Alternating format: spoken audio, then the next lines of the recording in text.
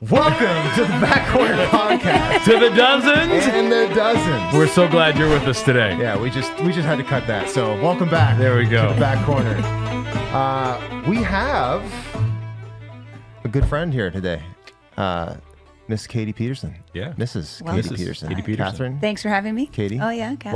Welcome Of to the Back Corner. World-renowned Kate's Creative Kitchen. Yeah, well, more renowned than the Back Corner. Yes. We're trying to get the Kate's Creative bump. We're attempting to ride her social media coattails into the next echelon of internet success. Well, we discovered that Not that successful. we can help each other. No, but you're up from us. That's all. Yeah, our I've been at it a lot demographic- longer than you guys have. So. Our demographic all can men. help your demographic, Yeah. and your demographic can help ours because Okay. we are Minimal overlap. disproportionately male. The dozens are disproportionately male. Like I'd say 9 out of 12 dozens. Yeah. There are a lot of women that listen. We've been talking. We've been talking They're just about a your smaller podcast. percentage. Yeah. But there are a lot of women who listen, a lot of women Yeah. who like it. Yeah. Just We've got dozens a lot of more men. dozens. Yes. Dozens of dozens. The CR Kitchen team listens. We talk about it every Tuesday night. Oh wow! Really? Yeah. Wow. Can I just say, my wife would want me to say to you that she loves the fact that you spell creative with a C. Nothing drives her more insane than when people switch K's and C's so that something all starts with the same thing. Oh, I never resisted would. the temptation, I didn't too. even think about Now that. that if you would have taken that though too, the initials would have been KKK, which Yeah, really would Yeah, not have that been, would have been good. a great look. I never even thought about it. It would have driven a kind of traffic you're probably not looking No, for. I'm but not looking for that traffic. But anyways, yeah. It's like a real willpower. This is Real just a- willpower would have had to have been. Shout you know, out for traditional spellings. I'm keep it or sweep it. Traditional spellings. Or sweep, keep or sweep. Changing the letter. Yeah, I would keep or sweep cutesy spellings. Yes. I would sweep cutesy spellings. I'm not good enough at spelling to say keep proper spelling in general because it's beyond my skill set. But I do know which letters start with K, or which word starts with K or C. So Kate's Creative Kitchen, that is our official sponsor today. Yeah. Great. So definitely, exciting. yeah, we'll find out more about the stuff that you've got going on here in a little bit later. But first, you're wearing for those who are listening. Katie's got a Crosby's fancy molasses hat That's on. their new So, merch. there you go. I have Gotta another get- hat. This is my second Gotta Crosby's get that Crosby's merch. hat, actually. And you're lucky I didn't wear the fluorescent pink Crosby's t-shirt that I also So you have.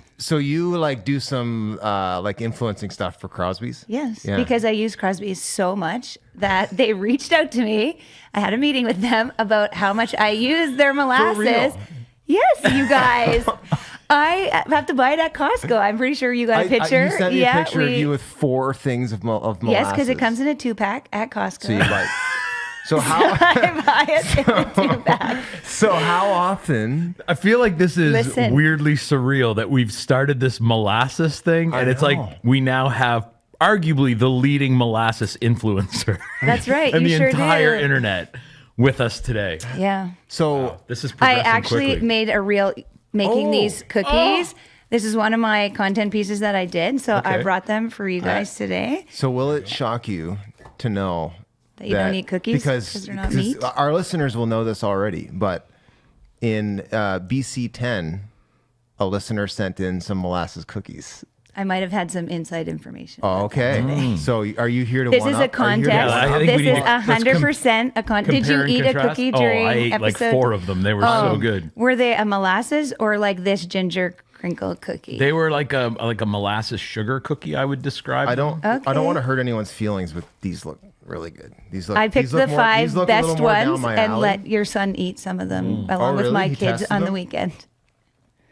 They're a little soft, a little chewy. So this is one of the recipes that I've done for Crosby's. phenomenal. So they send me a package and then Wow. I make a reel and tag them as paid partnership. And that's how I got in with Crosby's. So That's how, amazing. How many? Can you open a door for us? I tried So to get far, you guys we've some mostly hats. said they're a meth lab, so I don't know if No, that's the publicity they're no looking for. meth But labs. Because, Amazing Race was there once, and they actually had to make stuff Really? at Crosby's Molasses, the Amazing The Race show? Canada. And they had to make molasses those was so web savvy. toffee things. The toffee candy? That's what they were. Yeah. The black. Clearly, like I do think they're obviously like a little bit like Red Bull, that they're just amazing at marketing their product. Because we are talking about molasses here. I think it's a very maritime thing. Like thinking about it, when I met with them, it was like your grandma used it. Your grandma made these cookies. Yeah, I'd buy you that. use it in brown bread. You use it in, on just bread with butter and molasses. Very In baked maritime. beans, right? Don't you put it in Baked baked beans? beans. They actually have just a baking molasses. It's not sweet at all. It's like for chili, barbecue sauces. So what does it provide if it's not providing sweetness? I think that tart flavor, or that flavor of molasses, that really deep, rich I flavor, suppose, like yeah. Beer Daddy Barbecue is it- in Hampton. is That's it- what he makes all his sauces from. Like he's also Would a that be Crosby's molasses umami? rep. I wonder if we could be a rep. That's what we're gonna reach Listen, for. I have We're an finding in, it so out. We're gonna I'll reach help. for I'll help. once we get some of the dozens demographics back, There we and go. we show our reach. Hey, I think we we'll go have, look. There's guys out there who could be buying this barbecue sauce. There's a couple thousand Yeah. dudes out there, and at least 30 women that are listening to this. If you're making your own barbecue sauce, you need to have molasses in your barbecue sauce because it'll up your game, your chili. I'm eating my own barbecue sauce regularly. So Really? How? I mean, I bought it, but I personally eat it. Yeah. Yeah. I'm not subcontracting that. How many? Like, do you go through a carton of molasses a year? Oh, a year? Yes. Okay. all Like right. probably We like found where that the molasses jug. I goes. don't even know how big that jug is, but I would do that in a month. Wow. But we make bread all the time. Yes. Like so 6 loaves of bread a week. Well, is- that's not a good sign for my hot take theory, but No. I don't know. It's still a lot of trucks on the road. It though. is. It's a lot of big tanks lot of full of It's a something. lot of stainless steel We tankers. we going discussed around. this on a previous episode, but I want to get your take on it as the leading molasses expert we've my had in the gosh, back it's corner. leading. Are you familiar with some of the incredible safety hazards of molasses? Yeah, I Like found what? that out too. Are you familiar with the historic tragedy that involved molasses, the Boston molasses flood? No. Have you legitimately never heard of this? I don't haven't think either, so. Oh man. Anyway, I won't tell the long version of the story because we just talked about it an episode or two ago. But there was a in Boston, like 100 years ago or whatever, there was like this ginormous vat of molasses at this molasses place, and it broke and flooded the streets, and people actually died. Because it was so sticky. There or was they just so much of it. so Like they much of it? drowned Oh. in it. Like it was like That would be a horrible thing. gajillions of gallons. Oh my gosh. And yeah, and apparently in that neighborhood when it rains, you can still catch this like faint whiff of molasses. So The slowest. I just slowest want death of all to time. make sure everyone's aware of the dangers of molasses. Yeah. Yeah. You know, we've been acting like it's all sweetness and light, but How fast do you think it There's also flooded that. things with how it runs so slow? That's what I'm saying. It's the slowest death ever. Yeah, but we're all out here having fun with sweetness and lightness and methamphetamine. probably when and it's got like millions of tons of pressure behind it from the other molasses, it moves quicker. everyone it's all fun and games till someone drowns in molasses. Also today, I want to mention we have a website. So I think we mentioned it on the last one, but if you go to backcornerpodcast.com, is that right, Ron? Backcornerpodcast.com. They're getting a thumbs up. Yep. Yeah, so you can check that out. And we've got some shirts and stuff. Yeah, So, some merch going. yeah, if Hats, you want t-shirts, hoodies. one of the dozens. So maybe the next I bet you not the next episode, but the next I bet you by BC 13 we may have some merch on. We'll show you. Yeah. So, but you can actually order it now. We Yeah, just you don't can- actually have any in our hands. It's it's live on the site. We just don't have the first shipment of it. Yeah. And if you a special prize for if anyone that Brent or I see wearing any of one of the dozens merch in public, will qualify for a free high five. There you go. You know what? I will say the dozens are loud and proud though. I everywhere. Not everywhere I go. Everywhere I go, gonna be in- but I only leave the house I for was- work-related events. I was in the deep U.S. last week, and I didn't get anybody Okay. saying I'm one of the dozens. But Yep. anywhere around here, like I was in St. Stephen yesterday at the time of this recording. Yeah. had a couple people come up. Hey, I'm one of the I'm dozens. one of the dozens. Yeah. I love it. I love so, yeah, it's fantastic. So Kate's Creative Kitchen, where can they find you? Like all That's it. the channels, right? Like, Just Facebook and Instagram. oh really? You're on TikTok? Yeah, but I don't really post a lot on there. It's not my Okay. jam. Okay. Is it? But okay. I am on there, but Do it's you, not my do you jam. make jam? I do make jam. Are you shocked? So No, not at No, all. That okay, seems good. very on. I think I've pretty much got this thing figured out. Facebook and Instagram are the main spots. Yeah. Which one? If you had to pick one, would you pick? If you had to like get rid of one, If I had to get rid of one, or I guess are this the same? The same deal? company. they're the same. Yeah. All Yeah. right. I Yeah. post the majority of the same stuff on both things. Okay. Instagram, I post a little bit more on. So if you're on there, you get more like authentic me. I'm not on the content. TikTok, but you do like reels and stuff, right? Isn't That's that? Instagram.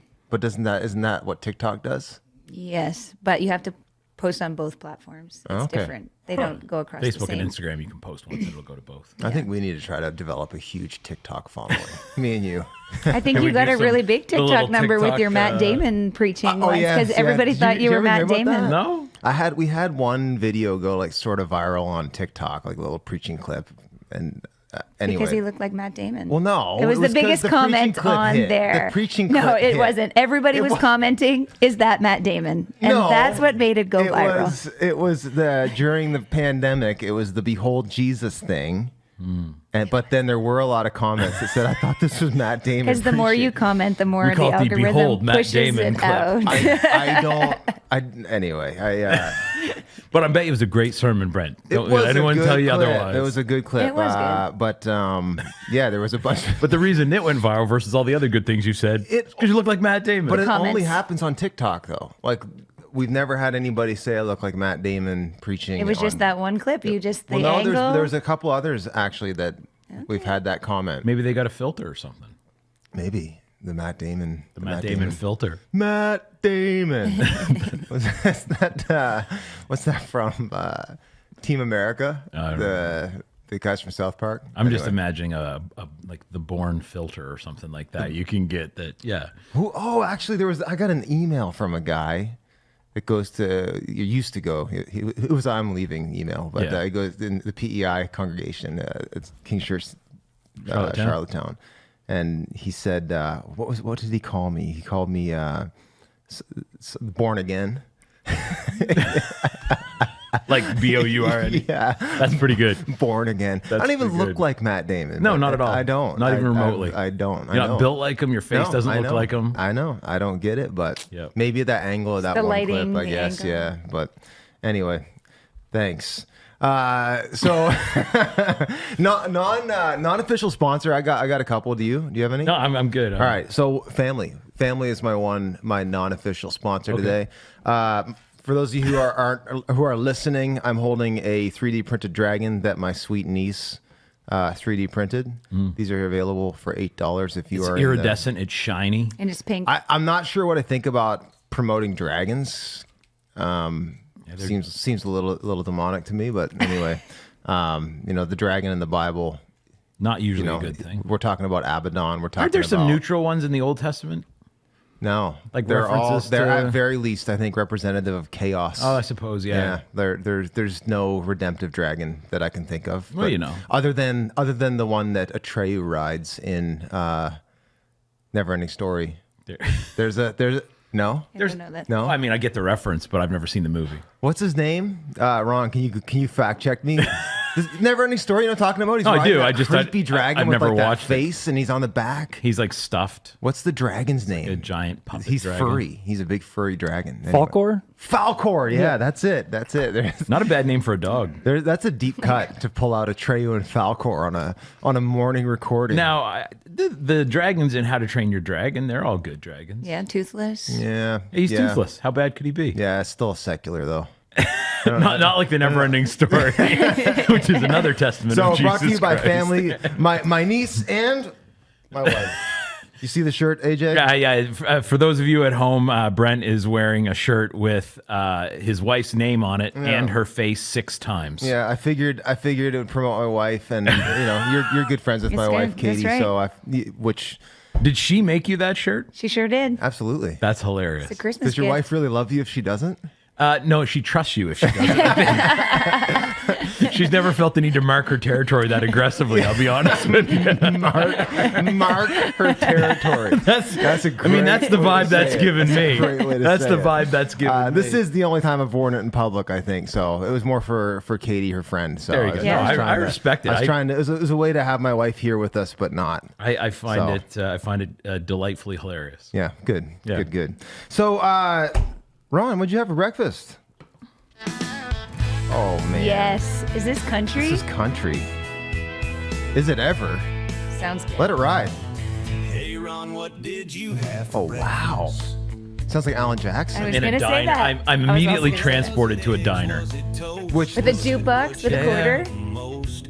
Did you grab a donut? Wow. Pour some Cheerios? Or was a little Randy Travis. pizza? Man, I gotta know. Leftover pizza. That's a good shout out. Did you have for breakfast? AI is better at country than most genres. Now don't leave me restless. Wow. Yeah, I'd say Either that or okay. That's I can't tell if AI is better at country than it is at other genres, or if country is so formulaic that it's easier to I do. think it's got to be a combo. Yeah, it is pretty. It is a formulaic. It's the best one music- yet. That is the music form. It's the best one in like that sounds like a real Yeah, country, country song. song.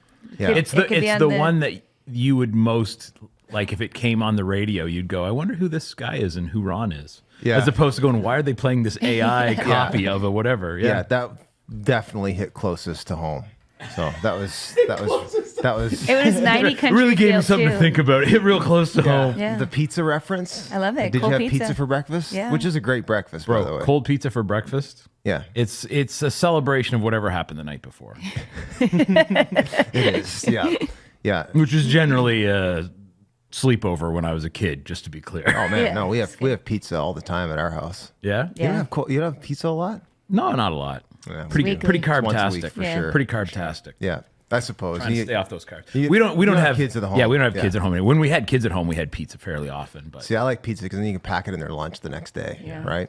So, but we're not here for my hacks. We're here for Katie's hacks. I It's a got good a hack, hack Brent. It's for a you. good lunchbox hack. Buy a whole package of chicken thighs, cook them up all at once. Yeah. There's my recipe. What do you- well, Salt, pepper. Can That's you, it. Can you eat? Oh, and that's your meal. Yeah, you just put them in the fridge. That's my meal prep. Yeah. If all you eat is protein, meal prep is really easy. Totally. If I didn't have people sending or bringing in molasses cookies, I'd be like really tight on the protein only diet. Yeah. So, speaking of, first, what did you have for breakfast? Cheerios. Oh, Stop. Oh my god. Multigrain. I would. Yeah, Multigrain there you is go. the worst type of Cheerio. I think regular is the worst, but I don't know if Both. I've ever had multigrain. They just all taste like cardboard, Cheerios are just terrible. Honey Nut Cheerios. I respect Honey Nut. but they smell like the smell of honey. Yeah, Nut it's not great. Cheerios. You got to eat them quick because once the milk gets in there, it gets soggy. But I think it's my undying love of sugar that if you glaze almost any With honey. subject that is digestible by the human body, I can enjoy it. Did I tell you about the creepy AI thing I did with the like was that on one of the recent pods? Yeah, I need to tell Katie. I had AI basically tell me I put in about a sermon that I was trying to get like within 15 minutes. So I put the like Time frame. no, I put the like manuscript in and said like, how long will this take? And it writes back, gives me like an exact amount of time, and then says, make sure you pause for emphasis to help drive home your points, especially for scripture and impact statements. Otherwise, go crush it. And then I said, thanks. And he goes, you're welcome. Go deliver that message with power and confidence, praying it impacts everyone who hears it. Blessings, brother. I love AI. ChatGPT coming in. It's a friend. Yeah, I don't know. That to me is like what's the uncanny valley? Yeah. It's the I don't. Should we keep talking about this? Because there's no way we're going to replay you reading the same thing you read on the last yeah episode. yeah. Anyway, for me with AI, it's most of the things people say AI is great for people who do what I do. I'm like, but I like doing that.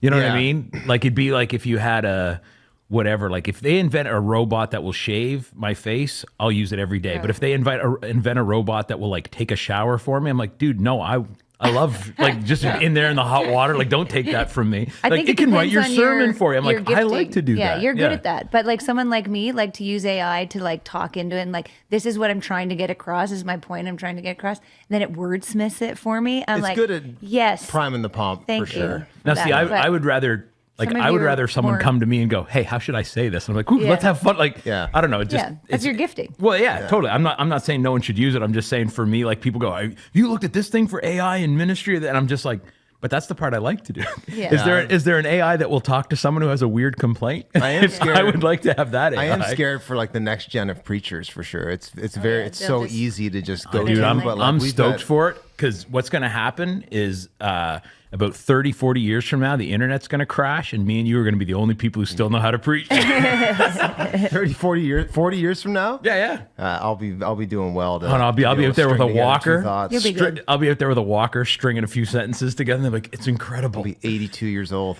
How did he do this without a We'll computer? be your nursing home friends, you know. There's a sitcom I'll for be you. 87. Yeah.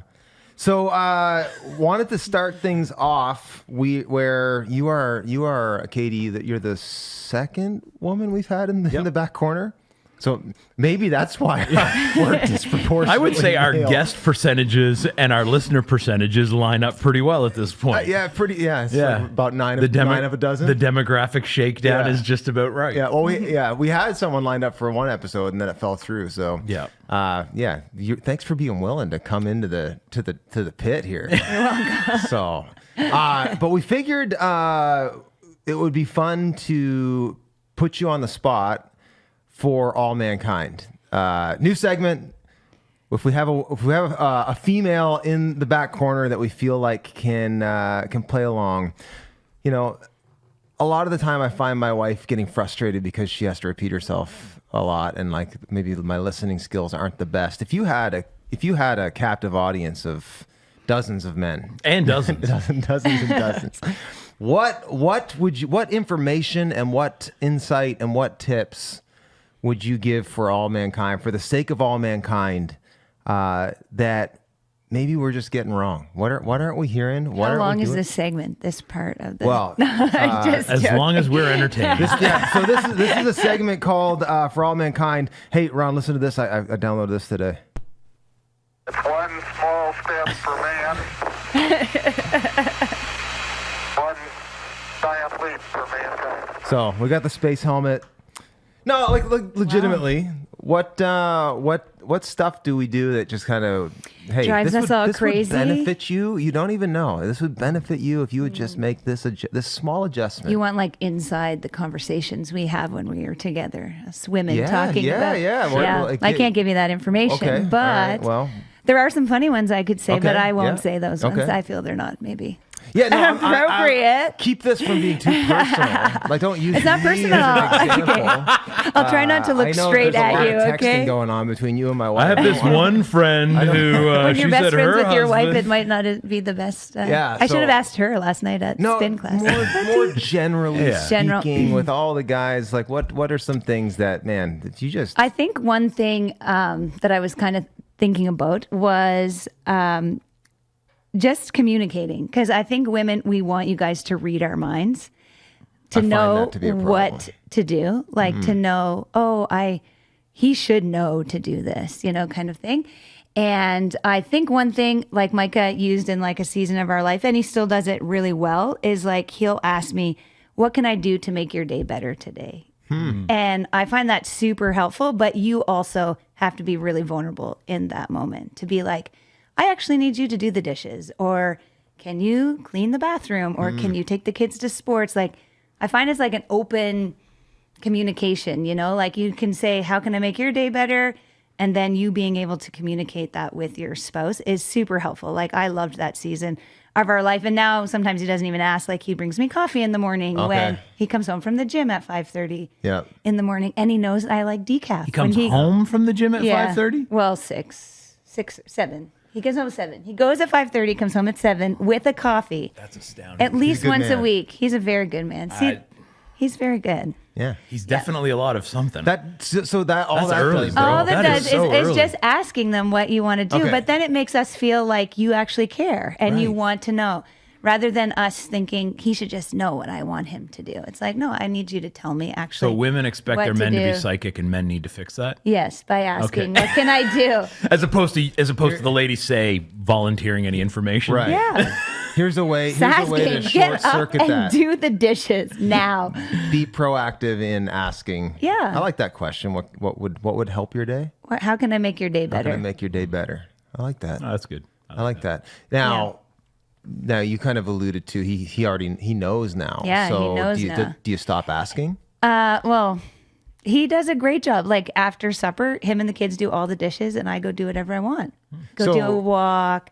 Go sit on my phone for whatever. if So I want to. Micah's at a place where basically he couldn't do. There's nothing he could add even to make your day. He's amazing. He's He beat the final boss. He has beat the end boss. There you go. He has beat the end Princess boss. Peach has been rescued. Bowser has been smushed, and Yeah. Melanie texted me some like one of those like they're on Instagram like those reels that it's yeah. like which house would you prefer, like like Yeah. A, B, C, or D or whatever. She sent me something, I forget what it was, and it was like, which one did I pick? I'm like, that is that is not fair. Loaded. Yeah, loaded. I got it right. Fortunately, I was sweating bullets though. That's good. what would the consequence Yeah. be if you got it wrong? I don't know her. It's true. And also knowing things about your wife. Like Micah knows that I only drink decaf. Like I've already had my morning coffee when he comes home because Right. I've already had my own quiet time. And that wasn't decaf the first one? Yeah. And then it was like, oh, I still would drink 2 coffees. But now it's like he knows, like, I'll take a decaf. And I like having a second coffee, but I don't drink caffeine. So is your first coffee not decaf? No, yeah. So one. So you get One one decaf, real one one, real- and then it's yes. decaf the rest of the day. Yeah, because I'm a better enough. mom. Yeah, no, a no, better I'm not- human it's being not a when I criticism, don't that's have just too much an caffeine. understanding. Really? I learned that about myself. Wow. My wife, she would pretty much decaf anytime after lunchtime from Piccadilly Coffee Roasters. I because also brought you this to add to your that's collection. the only place she can find that has a decaf dark roast. Yes. And Piccadilly's that's her is thing. delicious. Yeah, it's great There's stuff. there's another unofficial. Yeah, unofficial sponsor, Piccadilly Coffee So- Roasters from Sussex? my hometown, Sussex, New Brunswick. Yeah. See, I don't appreciate good coffee. I I don't like coffee My at all. palate just doesn't. Yeah. Like I know Ron for our listeners and dozens of viewers. Ron often will make like a nice bougie coffee for us. Oh, yeah, here. I've seen that thing. And it tastes fine. I'm a Keurig all the I way. hate coffee. Just Yeah, I don't. Yeah, I don't know. Yeah, but I believe, I could be wrong on this, but I believe Keurig also makes Dr. Pepper. I saw What? this thing the other day. Really? Like the soda? Yeah, like the company is called Keurig Dr. Pepper, so you got to assume. Really? But yeah, apparently neither Coke nor Pepsi actually makes it. They bottle it. Both companies do. Whoever gives them the best deal in a given market. And so there's like different Dr. Pepper bottles, and that's why it depends on whether Coke's bottling it for them, or Pepsi, but neither of them actually own it. Huh. I should have saved kidding. that for a stuff you don't know or whatever. The fun yeah, fact. things you didn't know. Well, let's jump in. Got a fan favorite segment called "Keep It or Sweep It." It's our theme song for "Keep It or Sweep It." So, I do listen to your podcast. okay, all right. Let's just I'm one of the women. She's one of the lady one of dozens. the dozen. There probably is a the dozen lady- ladies. lady I always, There I always is love there when you is have some like lady these dozens. high school sports teams or whatever, and there's always like the whatevers The and then the lady lady whatever. Wildcats, Yeah. Yeah. In case you showed up to the game and didn't know, you know what I mean? Like, Yeah. are these So- Actually, I played the wrong theme music, so there you go. There we go. We're doing overrated, overhated. Overrated, Which overhated. we don't have a theme song for that. We don't. We need to get one. Yeah. Yeah. TBD. So overrated, overhated. If you have an idea for a theme song that is not going to cause us to do copyright infringement for our recurring segment, Overrated, Overhated, Yes. please put that in the comments. We would love to hear from you. Or go to our website and email us. No, put it in the comments because that will drive the algorithm. Or that. Or do 100%. both. Sure, you can do both, but please don't just email us. No algorithm cares about your email. Fair enough. True. Fair Put it in the enough. comments. So here's the first overrated, overhated. We have an Instagram reel, I think, to cue this off for our listeners. Listen close. Did I just spend a freezing cold afternoon walking around my yard in the snow, pouring grape juice along the entire perimeter of my property? Yes, I did. And also, I know what you're thinking. She's finally lost it, but hang in there with me. I heard another Christian talking recently about how we use the oil to anoint our homes and our people, but what we really need for protection is the blood, as in the blood of Jesus. She said if your house is filled with chaos, yelling, fighting, things breaking, just pure madness, then honey, you might need to break out the Welch's. And I was like, say less, except I went with the Kroger brand because budget. She told this story about how things in her own life were spiraling out of control, and a pastor friend had suggested that she anoint her property with the blood of Jesus. And she did it, and bam, peace, blessings, testimony galore. And listen, with the way things have been going around here lately, I figured, why the heck not? If nothing else, I get a little workout in, tromping through the snow and some fresh air. I already know some of y'all are going to go wild over this, like the time I threw my crystals out to be nearer to him, but honestly, I don't care. At worst, I wasted $6 on grape juice, and at best, my house is protected by the blood of Jesus, and we finally hop off this wild, chaotic, awful roller coaster that we've been stuck on. So here's to blessings, peace, and divine protection, and maybe some confused neighbors too, wondering why the heck I'm out here baptizing my yard in grape juice. First, how's her real game? Is her real game? It's good. It had subtitles. It had a visual hook. It's all you. Yeah. I've seen that many times. Oh, you have? Yes, and I've seen Mark Driscoll's take on that as well. Do you Oh, know when he I- watches them and then I didn't see his take, like so- does his own thing? I won't tell you what he said. Well, but- well, we're doing. I bet you he didn't do overrated, overhated. So overrated, overhated would be here would be the question. I guess seeing things designated to Jesus as something that holds innate power, or is it superstition? Are we using grape juice, using communion juice as a force field around your home? Overrated or overhated? Oh, you go first. no, I don't want to go first. Yeah, You guys go first. No. I don't know. Would you do it? No.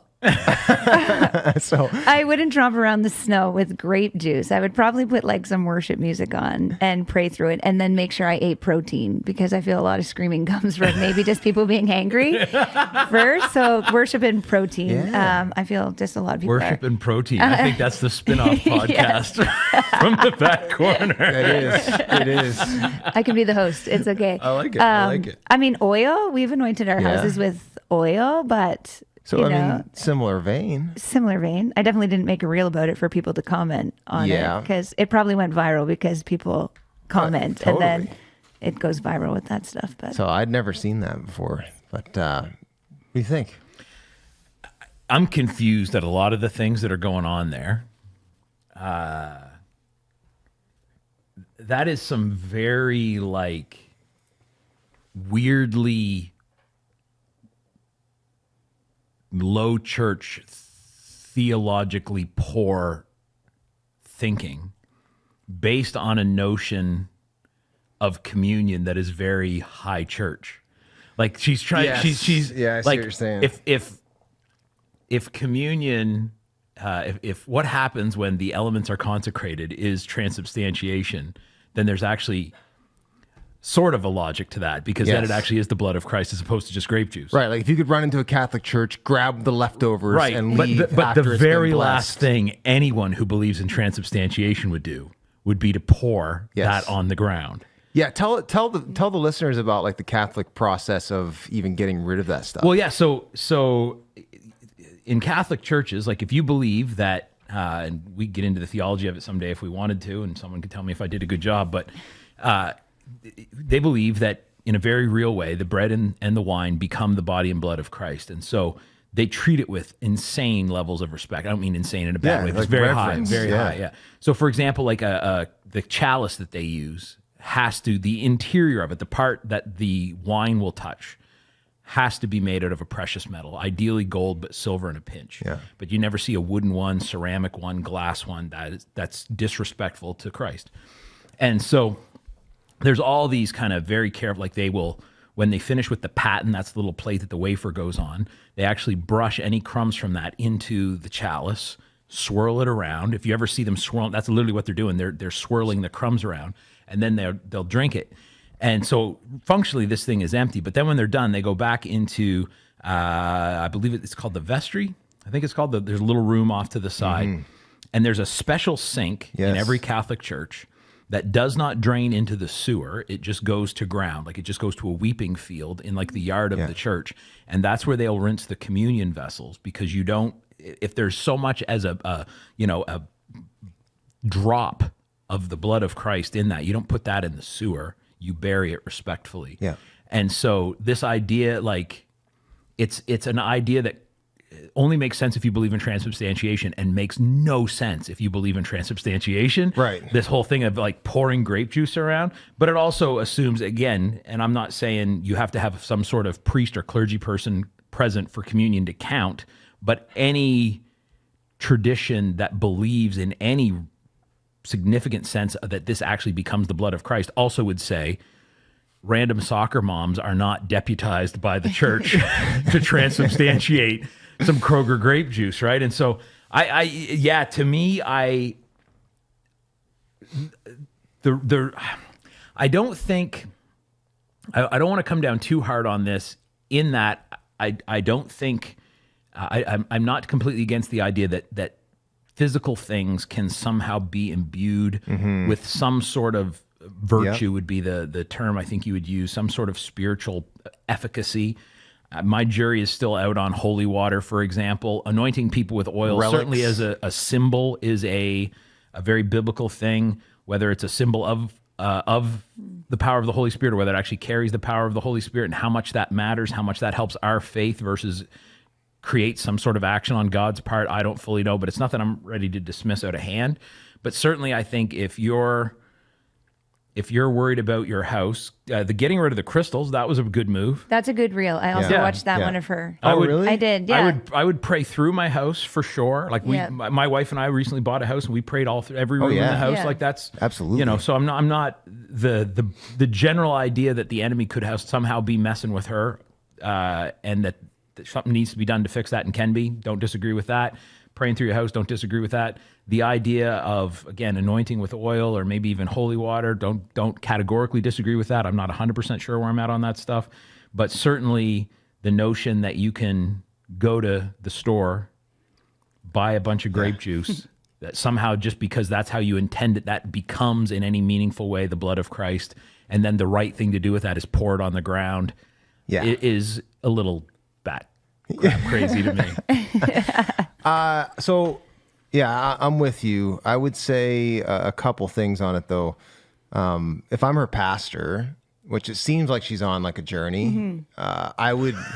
A self-guided journey. No. Like I mean, again, I'm making a lot of assumptions based on this one reel. I didn't see her get rid of crystals one, but it does seem like there's some openness there to, like, obviously, like, spiritual power, and she's clearly leaning towards the power of Jesus, which is great, and so I would give her a gentle, loving, light sweep of this being, we're not going to keep this as a practice, this being something that's, you're on the right track. Now let's bring this into a little more focus as to like what actually has power and what doesn't. And stuff can have power. Like, getting rid of crystals is a good idea. Getting, we heard a crazy testimony after we did a spiritual warfare series, and there was an individual that like got rid of tarot cards, and like, just again, that stuff, like, that stuff holds power. So like I would encourage her on that, but yeah, to your point, AJ, I think she just sprinkled grape juice around her. It's hard to find blood her these house. days. Yeah, You can't just slaughter especially animals the and- actual blood of Christ, which is the thing that has power. Pastorally, it's an interesting, like, what would you say to this lady if instead of making a reel about this, she came and asked her pastor for advice, which, not necessarily maybe a better approach would be than a better starting approach. with the reel. But something you said, Katie, actually, I think is, I don't know if this is how you meant it, but I think it's actually really great advice too. Like, she talked about how there's all this chaos in her home.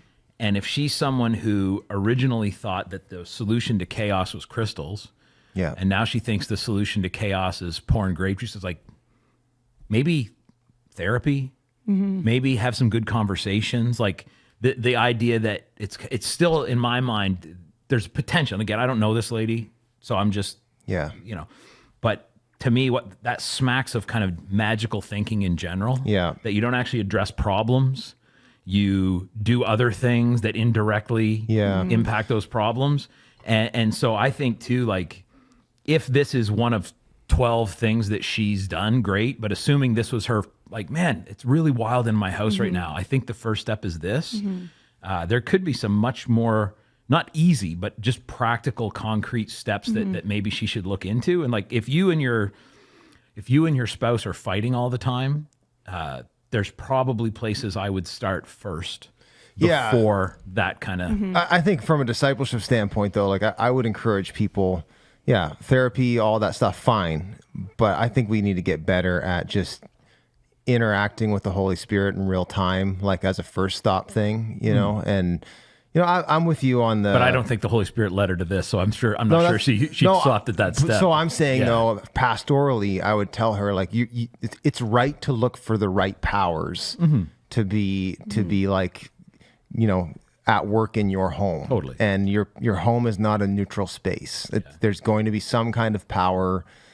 Yep. Expressing itself for better or worse. And so if you don't learn how to take authority over that, on your point about like stuff having things, like material things having power, I don't know where I'm at on some of that too. Like I do think there's some good evidence for there being such a thing as like thin places, like geographical spaces that for whatever reason it just seems like the Spirit of God has more access or lingers. I think there's also places that are really dark and like carry like a demonic connection. So I'm not willing to just set that aside, or even, like again, something like a crystal or a tarot card like that having dark power, or things like relics, or when, taken with Thanksgiving and consecrated the host, right? Totally. Like there's actual power in that, but I don't think that's, the purpose of communion, I don't think was ever, for,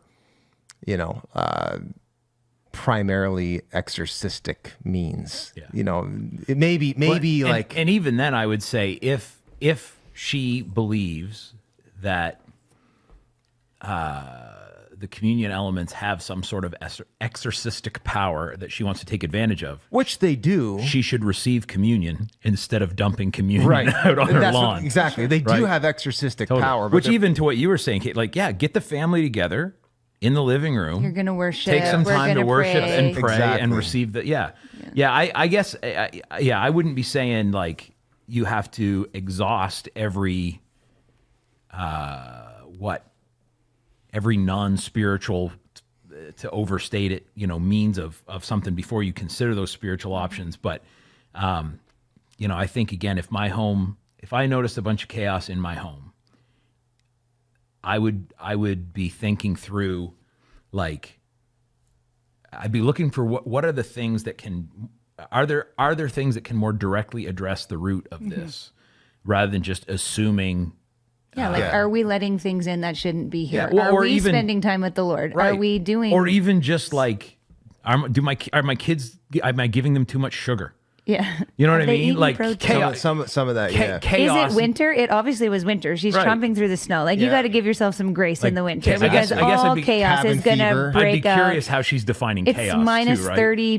Kids are probably sick. There's Is probably it been so wild, much sickness. inexplicable and stuff, or is it like just normal? I've got a That's the 3-year-old season and a of winter. 4-year-old that have been stuck in the house for 4 months, and they're a little snippy with each other. Like, Yeah. bro, and that's gonna happen. That is important to learn how to discern the difference between just like the regular challenges and ups and downs of life and like demonic attack. And in the same way that I do think there are these situations, maybe more often than we realize, that the cause of them explaining the cause of them is not exhausted by basic mechanical things like someone's overtired or someone's, whatever. Yeah. But I think at the same time too, the enemy, more often than not, the enemy is exploiting an existing weakness. You're going to slide in that. And so again, that's where I'd go like, okay, maybe like, pray, definitely pray, no matter what, pray.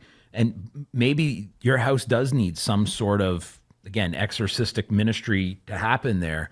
But the vibe I get from the reel, and we could be way off, it's just a reel, right? But it's like, this was her first stop, right? And so I'd be like, I'll take some time to pray. Then maybe talk to some people with some wisdom. Then maybe get some outside perspective. Like there's a bunch of those things we can put into practice before we start making up rituals. If her thinking was accurate, you could add like a 5th member to the Ghostbusters with a backpack that shoots juice. It just has very much a, like, if she was into crystals, she was into magic, she was into that kind of stuff. Yeah. It feels very much like she hasn't actually changed her approach to life. Quick fix. She's just gone, these are the items of power now, as opposed to those are the items of power, as opposed to going, actually, it's about health and wholeness and shalom, which includes the power of the Holy Spirit, both to transform me and to defeat the devil. She is a great picture though, like of the current landscape that the church is going to have to be equipped to like disciple,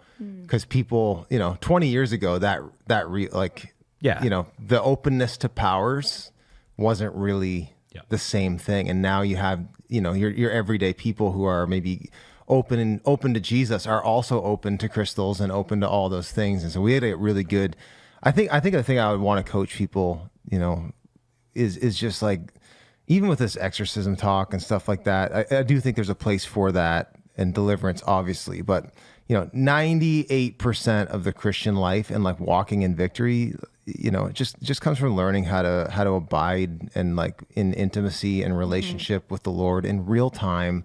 What are the things I can do?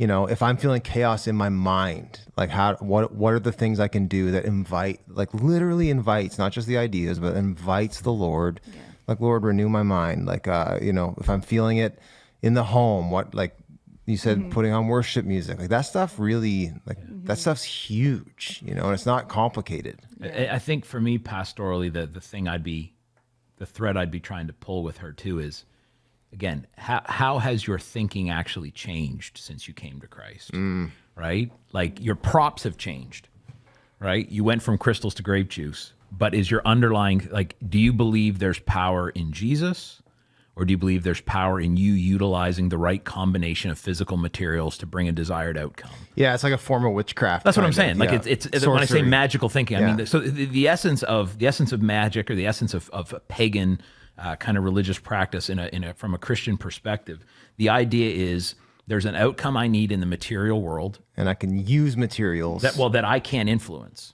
But directly, but I can influence the gods to influence this outcome. And so basically in that kind of thinking, the divine is not the ultimate. The divine is the middleman.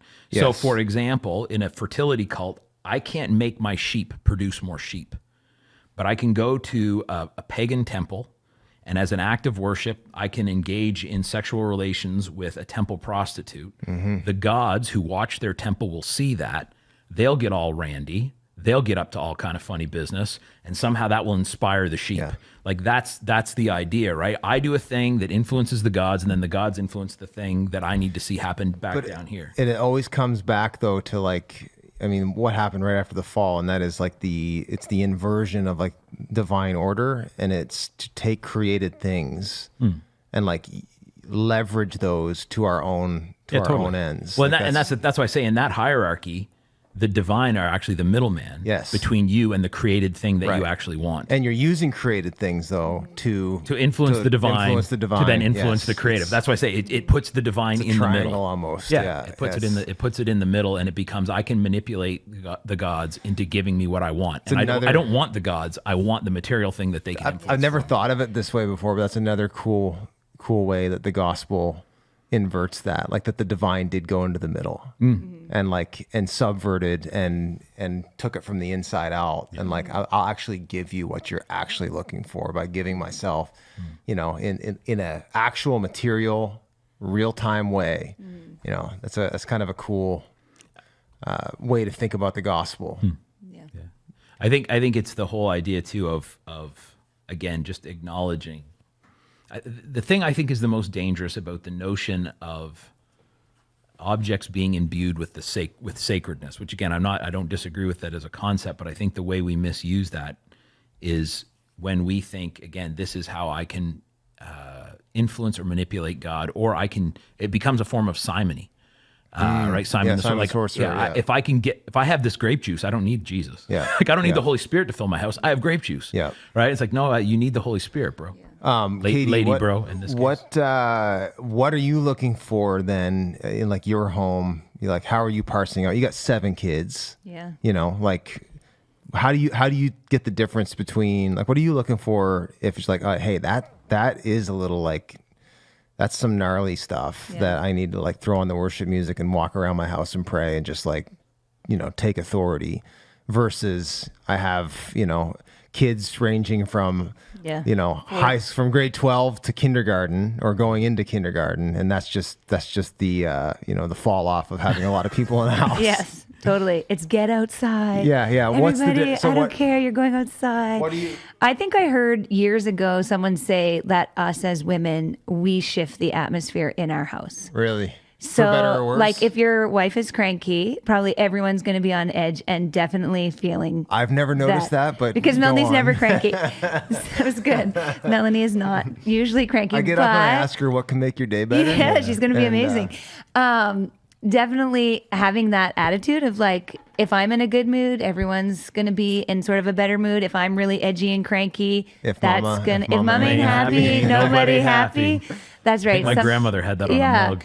Something like that. I sort of check my own self to just be like, am I hungry? Do I need protein? Have I eaten? Because a lot of moms actually don't eat most of the day because they're so busy, Right. like doing stuff. And then like hangry is a real thing. Like Very much. I have noticed that. so like I just want to affirm your if observation. you are hangry, you are going to be a lot more on edge. And we do get overstimulated as women, which I'm learning more about. Like Really? Micah bought me noise canceling headphones, which was a game changer for especially that witching hour. Like there is a witching hour in your house. It's usually when you're trying to make supper.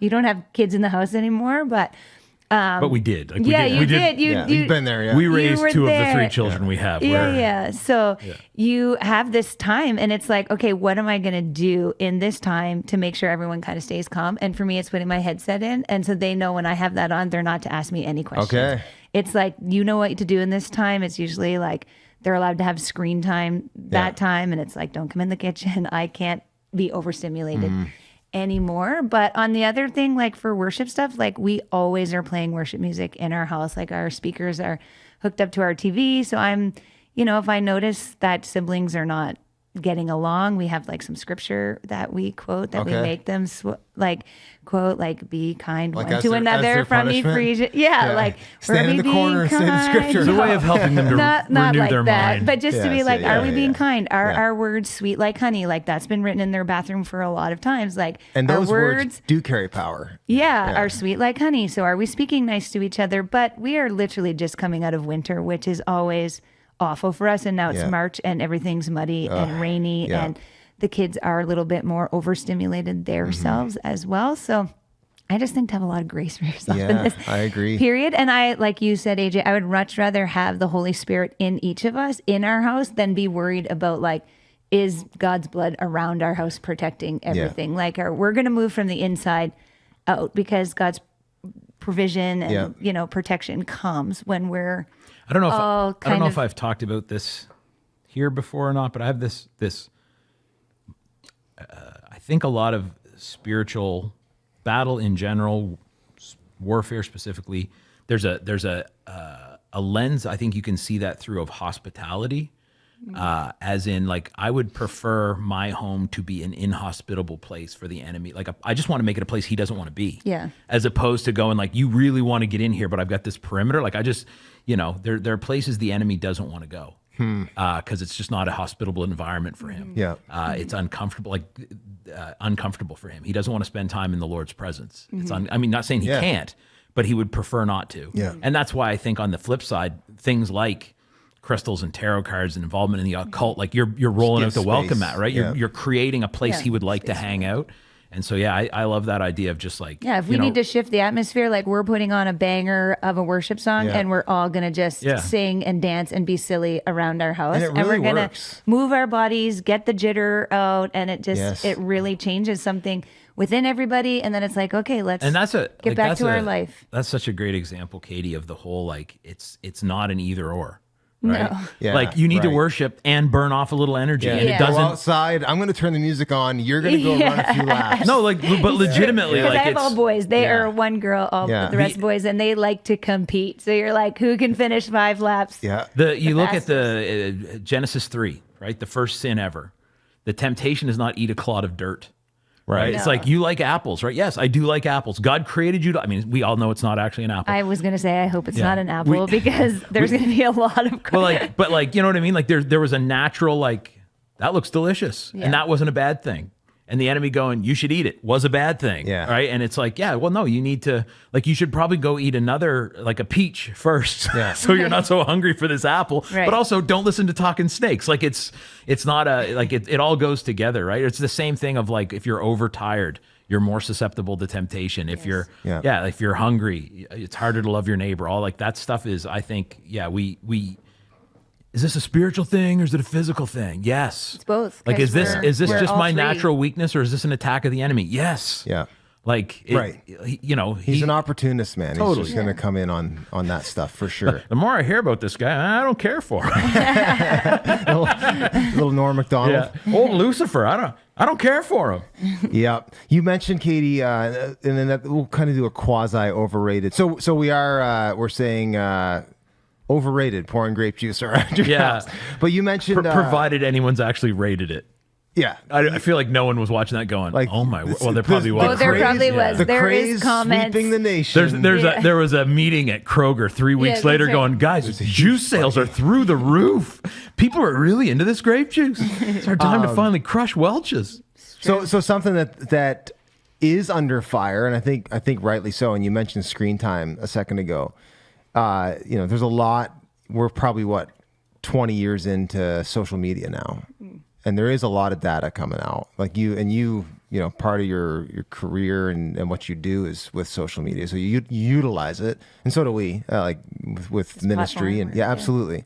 I guess technically this is a form of social media, but the the data that's coming in is also like legitimately jaw dropping. Mm-hmm. When you read books like Jonathan Haidt's or Jonathan Haidt, Haidt. Have you read his stuff? No. The Anxious Generation. I don't read anything. I just scroll. Yeah, I don't know how you're so smart without reading. Is it on Audible? That's actually a book worth reading, but it's just talking about the latest data on what it's doing, particularly to the next generation, and the social dilemma. I think most of us saw that documentary on Netflix. You see that one? Sounds The Social Dilemma. Anyway, so there's a lot of stuff that's concerning about social media. Are we saying social media is overrated or overhated, or how do you process it? Because it's a tricky one. You go. You want me to go Yeah, first? yeah. Like, how do you, Gosh. like You are the expert. Okay. yeah, you actually out of the three of us, without a doubt, you So have I the think most it's to say about social media. Yeah. Well, because I scroll so much. No, I'm just joking. Oh, because I've been there. You yes. work there. Yeah. I do like There's to one of be us- on social media. There's one of us here that's a Crosby's influencer, and it's not me or AJ. I paid full price for this hat. Yeah. I'm gonna get you guys some hats. It's the don't dream. worry. No, we need. You just put the good word in with Crosby's for us. We need to be an actual sponsor. But I can. also I because will their take kids a are in hat. my kids' school. Okay, all right. I'd wear a black hoodie with the big Crosby's logo on the front. Absolutely. That would look awesome. Absolutely. They have cool T-shirts with this, like with the molasses thing on it. For social media, the funny thing is, I think someone texted Jalen once because we are very particular about our kids with screen time as well, and they were like, "Isn't your mom on social media, and yet you aren't allowed to have Instagram?" So we've kind of held a very firm line for our kids and social media, with great debate. Getting it with great. with them, with the kids? They have to really convince us. And even in that, there are limits. Like they get screen time, and only Micah and I have access to that screen time. And for ourselves, like I need to know, like staying home and just I have access to it all the time. A few years ago, I started putting limits on my social media. So On yours, on mine yourself, personally, on my phone. So an hour for Facebook and Instagram. I have those because I have to edit stuff sometimes. So 2 hours max. And if it comes up, it comes up. Like you're done. I can enter the passcode, but I find you're I try going through not a gate. to. I really try not to. I'm like, okay, there are times where I can be on social media and times where I can't. Like the supper time until the kids go to bed at 7:30, we try to have our phones on a counter, on somewhere different. Like I listened to a podcast once about it actually physically being away from you is a really good thing for our kids to see, that it doesn't have access to us all the time. not Like on actually our person. putting it somewhere else, putting it in your purse, putting it somewhere else. So we try to be very strict about that. We have like absolutely no phones at the table. Like that's a really huge rule because we love eating together. Even Micah has screen time codes on his And he's phone. tech industry guy. He right? is Yeah, tech industry so, guy, yeah. but if he finds he's in seasons where he is not being productive and just using it too much, like he has codes and only I have the access code Okay, yeah. to that. So if I'm out and he's Yeah. home with the kids, he doesn't get his phone. Like Right. he just can't go on the things that can distract him or go down rabbit holes that he doesn't want to be down. So I think even being vulnerable and saying like, even I have screen time Yeah, limit, like limits. to the kids, it's like, we're not giving you this, but we have access all the time. You Yeah. know what I mean? It's like, no, I actually have a pastime on mine too. Mm-hmm. Like you can look at my screen time and say, oh, you went over today. And I can say, oh, I was actually editing a few videos and that's why I went over. Right. Or you can say, I actually didn't hit it today.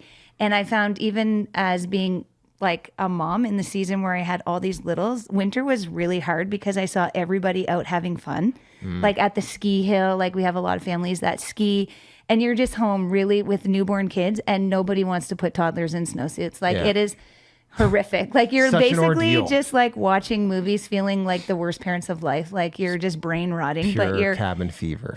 and then you'd be on in social media seeing all these families ski and I was like, no. So I only have 30 minutes on the weekend, like because the kids are home and I honestly just want them to see my face more than the top of my head. Yeah. Like with them. So yeah, I even put limits on it, even though I live on there and, you know, I have take up space in the social media realm. I try to keep myself accountable. So like that way. huge limits, honestly. Yeah. Do you guys have like a line on when you'll let your, because you have like, I think your oldest is like 18, 17. 17, yeah. Like when do you let them on like social media platforms? So when they started working at camp, Yeah. you know, they needed to be on a few Yes. different platforms. That is a hard thing, It isn't it? was very hard because we were like, why can't you? We gave you iPhones. Like you can iMessage. It's like, Yeah. that is No, so I have to have embarrassing. You're just Snapchat. like, no, it's not embarrassing. You have an iPhone. You can message people. So anyway, is so old I know. It's like you don't give anybody your text. You just give them your snap. I'm like, oh my gosh, this seems like ridiculous. Yeah, it's a It's 30 conspiracy. minutes. Like you have time to do the things you need to do, check messages. But I don't want you on there scrolling because, you know, they have a TikTok feature Yeah. on Snapchat. And I think it's really important, us parents, like to be aware that they're like, these are dangerous machines. Like Yeah. I feel we're really Super. naive and we trust our kids way too much. Like I don't trust myself. Like Yeah. most of the time, I'm definitely not trusting Yeah. them, even though they've never done anything to break my Totally. trust or that kind of stuff. It's just like It's just powerful it's stuff. rotting your brain, or it only takes one time to see something and then you're hooked, Yeah, or totally. you know, you're going down wrong Well, we wouldn't- rabbit holes. We So. wouldn't leave like you know, like weapons around No. or you know, like substances that can harm them. Yeah. And We yeah. lock things in medicine cabinets, like all that kind of stuff. You don't, and we you don't absolutely leave them have with like strangers. a no phone policy at night. Like they're all on our kitchen island. Every Okay. phone, no matter if they Like are having friends overnight. over. Yeah. I go out in the morning, and that's how I know how many kids are actually in my house Sunday morning that we need to get up for church. Quick phone count. From the amount of phones that great. are on our like island. that. I'm like, oh, well, some people showed up last night. a lot of like phones. A lot of phones, because I want to be that house that everybody comes to. Yeah, you are. and I yeah. genuinely like that you monitor your kids' phone time more than their friends coming over. Oh yeah. Yeah, we like their Like friends. you can have all your Exactly. friends can come here. That's 100%, fine. You because just I know can't their talk to them on phones the are phone. here, and I know Yeah. I that love they're that. Yeah. whatever good kids, and they're getting up at 7, so we can be at this church for 9:00 a.m. in our giant Yep. vans. So Yep. they're not getting into too much trouble at our house. But Yeah, and we've followed a lot of your guys' cues on some of that stuff too. Like you know, we drew some pretty hard lines on social media and fought through the tears of I'm Yes. the only kid in my whole school that doesn't have a phone. Like, well, sorry, buddy. You know, like that's how it's Do you want to be homeschooled? Yeah. That'll fix that. then you'll be. I don't, have to worry know. about that. I don't know if there's one way to do it, but I do think there's a lot of Christian parents, particularly, that are way too loose on that stuff. I think and- just being involved is like Yes. the number one thing to do. Just Yeah. knowing and being involved and very up to date on what these apps do and what their purpose is. And So let's.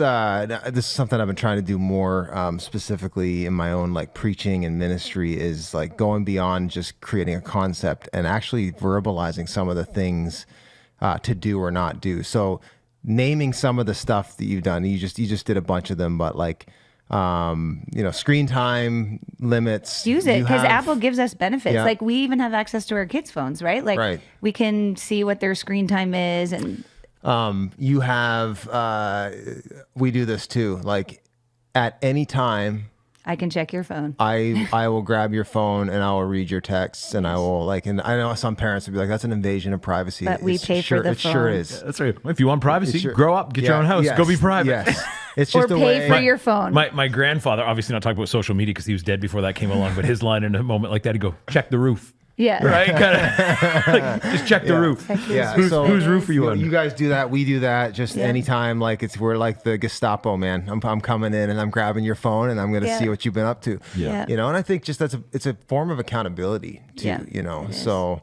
What are some of the other things, like just pro tips on like here, or at least here's how we've chosen to do it? Yeah, I mean, have a docking station for sure at Yes, night. Like, yeah. no phones go in the kids' bedrooms. They're all on a docking station at night, even when their friends come over, which can be awkward. But you're just like, Yeah. hey, we just have a no cell phone in our bedroom Here's policy. where the Like, phones go. this is where our 100 of wireless chargers are, or not, Yeah. or whatever those pads are. Here's the hive. Here's here's the hive. I Yeah. definitely think showing your kids that you're not available to your phone 24/7, like Yes. putting it on a shelf, putting it Yeah. somewhere like off of your body is definitely also a really good benefit that you don't have to be there. But also some really fun things we do to connect with our kids is like I jump on games with them. They love Right. playing online games like Brawl Stars. Yes. Yeah. So I'm on Brawl Stars You are now. too. I'm Chimichanga. If you Okay. ever see me out there, it's either me or my 4-year-old. But if it's dying all the time, it's me. Yeah, if I was it's gonna say. if it's doing really well, it's probably Malachi on my account. But that's something fun too. You can engage with Right. them. Like, do I like playing Brawl Stars? Yeah. You know? Yeah. You probably do a yes, little of bit. course, a little bit of the competitiveness. But all of a sudden, you have not even Evan's friends that are over. All of a sudden, we're all in the living room. We're all on Brawl Stars. My daughter loves to play too, so we're just all there playing. I'm like, okay, this is somewhere I can really connect with my kids, connect with my boys. Like, although we love playing board games together, it's just fun. You're shoulder to shoulder, which is how you are going to connect more with your boy. In your family, the boys in your family, Yeah. I've learned. So just sitting there playing and learning, like you can jump in, just see what they're doing on their phones. Like I go through Jalen's Pinterest board. Like, what are you looking at? Oh, look at these fun things you're looking at. Like just being involved is Right. a really good That's plan. the main thing. What kind of photos Like, are you taking? What a are presence. you looking at? I think it's, even if you're not super into that stuff, at least being conversant in it too. Like I think a lot of parents, the naive about the internet parents are the ones who are like, oh, I think it's just Saturday morning cartoons, but like in a little handheld, it's like, no, Right. dude. There's Yeah. all kinds of Yeah. good and bad. There's all kinds of like I love the people that my kids can stay in contact with because of their phone, and I also dislike some of the people that they can. You know what I mean? Like Yes. there's like great friends from that they worked at a summer camp with that it's like so Yeah. cool that they can be encouraging it. But then there's also like random people from wherever that I don't know who this guy. And so just even being around enough, I think like being dialed in enough to their online world to know what. Like if Kelly and I, this is the thing we would always like if we heard them mention an app, we would go find out you're what the looking app it up. is, right? Not Right. just go like, oh no, it's a good app, Mom. Oh well. Yeah, well, I'm If going you to say research so. first. Well, if, yeah. if one 13-year-old said it was great, I guess that's Yeah, what more for could sure. what more could I need to know, right? And I do think sometimes you just got to make those hard calls. Like Yeah. there were some stuff that we were just like, just no. Like I know you don't have any plans of using this for any nefarious thing, but it'd be kind of like whatever. Can I go play with Tonka trucks at that nuclear waste dump? Like I know you're not going there for the nuclear waste, but it's there. Yeah, it's and, still there. Yeah. There's two things I want to add. One other really good thing we do with our phones is during family movie time, Yeah. we don't have them on Okay. us. Like it's like an engaging I thing. couldn't do that. I can't Yeah. watch a movie. You can. I'm so literally we, the same way. We I'm try to will really engage. We'll do family or- movie nights. I try to give it a half an hour before the phone comes out and an hour before I get up and leave. Okay, I would either okay. be on my phone or falling asleep. Would be Well, one I'd of usually one fall of the two, asleep. yeah. They're like, "Why do you watch movies when you just nap?" I'm Yeah. like, "It's my time." Yeah. Like everyone's I'm with snuggled you. in. I'm here. I I'm cannot- here. I'm present, but there. So we try to have that as so that we're working on our attention spans because Right. that's what the phone has As ultimately we kind fall of asleep. taken away from us. Yeah, Just 20 minutes. I just need 20 minutes, on a Sunday night. We don't do it off, like it's weekly or whatever. Now, see, once I a would, week, but- in our old house, my workshop was right next to like the rec room. Oh, okay. So you could do both. Well, so I would start out watching the movie, and then about 20 minutes, half hour in, I'd just be like dying of boredom. So then I'd pull out my phone for a couple of minutes, and then I'd be like, I'm just going to go do something like, whatever. I got something I got to glue up, right? I'll glue it, clamp it, then it can be dry. And next thing you know, it's like 4 hours later, they've finished the movie and gone on with their life, and I'm still in the shop. Right. So I just want to say, I have a plenty long attention span. If it's something interesting, Right, I can. interesting. Of course. I don't know why. I could watch 2 hours of a TV show. Yeah. Easier than, I don't know what it is about movies. Yeah, I just can't get into. I've like rewired the way I take in content that moves Like we just me did the Marvel series with our kids again. the whole the whole package. Yeah. Wow. We did it in 2020 with the bigger kids, and now we just went through it all. Maybe we should have done that. As One of our our fourth. family's Christmas traditions has long been. This is the one time I try really hard to stick out movies. The Lord of the Rings. Well, that's a very popular one. We pick something between Christmas and New Year's, a trilogy, a franchise, or whatever, and we'll try to watch 3 or 4 of them. Yeah. If there's, if it's Star Wars, we don't watch every Star Wars, but we'll watch, the original 3, or we'll watch the new ones, or we'll watch, or we Lord of the Rings is what it started with. We did Harry Potter, we did Indiana Jones. I think we've done Rocky, some of the Rocky movies. This last Christmas, we tried to do some of the original Bond movies. Oh yeah, So- like with Connery and like Yeah. So we sit down and we pull up. I'm like, all right, I'm gonna pull up a list because they were like all on. I don't remember what is Prime or something like that. And I was like, I'm gonna pull up a list that ranks them best to worst, and we'll just work through them and just see how far we get. We're like, yeah, this would be great. So we finished the first one, and my wife just goes, oh. Man, and my son, he wasn't that into him either, but my wife goes, well, at least they get better. I was like, no, I started with the best. And we're working our way down from, I don't remember even what it was. But That's too funny. I owe you a debt of gratitude, actually, because my son was, which he's been there a lot of weekends. Yes. But you guys showed him The Matrix Yeah. and Napoleon Napoleon Dynamite. There you so go. those are both on my list of like things I need to do for him before he's out of the house. Yes, And so they're thank our you. favorite. I came home Friday night, and 9 of them were on our couch, all boys watching Napoleon I was Dynamite. pleased that he thought it was funny. I didn't think that he would think. Probably because our family was laughing so unbelievably hard. It depends on who peer you pressure? watch that movie with. I love Yeah. If you watch It's it with dry fantastic. people, you're going to think it's a lame movie. But if Yeah. you watch it with people who Oh. get the humor, you're going to think it's fun. But the second thing I did want to say about social media, like the social media thing, was like my kids are not used to, or not used to hearing no. You know what I mean? Like even from the Right. time they're little, it's not like foreign to that's them. not for us. And it's like, oh, other families do it. It's like, that's okay if other families do it. But Dad and I have asked the Lord, and this is what the Lord has said to us. And so that's a no for us. So when you're 18 and you have your own house and you want to ask the Lord, like if you can watch that, or if you can read that book series, or you can get that app, you can do that. But in our house, this is just a no. And they're all accustomed to hearing. So I have a tangential that question sort of related to that. A lot of families these days, there's not much no. And a thing that I've noticed with some of my peers, some of the generation rate before mine, is they're like kids, and I get there's financial realities, but a lot of times kids don't want to move out. Like they want.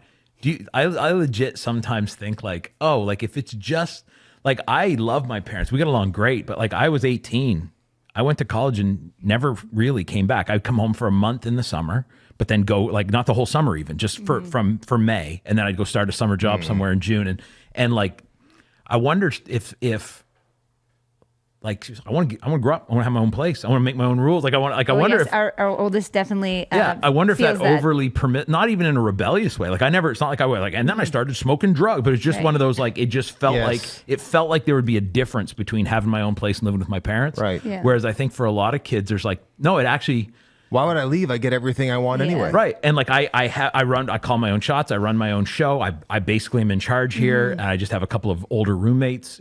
You know what I mean? Like, I was gonna 6 younger siblings in my oldest well, yeah, case. that so probably doesn't hurt either, eh? he's That would ready. inspire Yeah. you. I was ready. actually gonna go along those lines as well, and just like, don't you think that a lot of us as parents, we struggle to say no because we think in some way it's like it's worse for them or something. Yeah. Like you want to give them what they want, and that somehow is going to be best for them. But But think, if you want them to ever leave, you've got to make them a little bit miserable. I just I think there's that, like, we as parents have got to figure out how to like. There's definitely been some hard situations my kids have been in.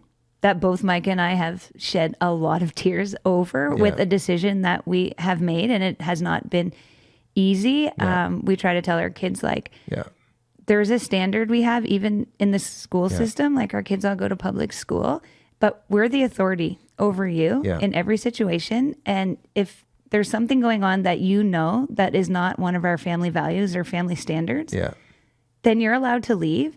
And if they have a problem with it, mom and dad are going to deal with it. So it's not them having to take the brunt of it. It's Micah and I that are, mainly Micah. It is tough for with them this situation. too. And having parents like, doing life with you and Mel and, you know, a bunch of other staff here and friends that are on the same That community piece path. is The community helpful. piece is helpful to be like, no, these are our kids and we're doing it together and you're not the only one. Yeah, I think it's, that community piece is helpful even in the, like if you think you are literally, like, maybe most kids are allowed to do this, but that it's an easier, most are, but some of us, we don't. It's a very different thing than literally everyone else can and I can't. Like, and that's another plug to get like connected at church is like there's been many times where there's been text threads going around in our groups of friends like, hey, does your kid actually get to do this too? No matter what they told your kid, no, they don't. You know, how much like, crying, they don't get to do that. They'll rip your heart out though. Like I have had some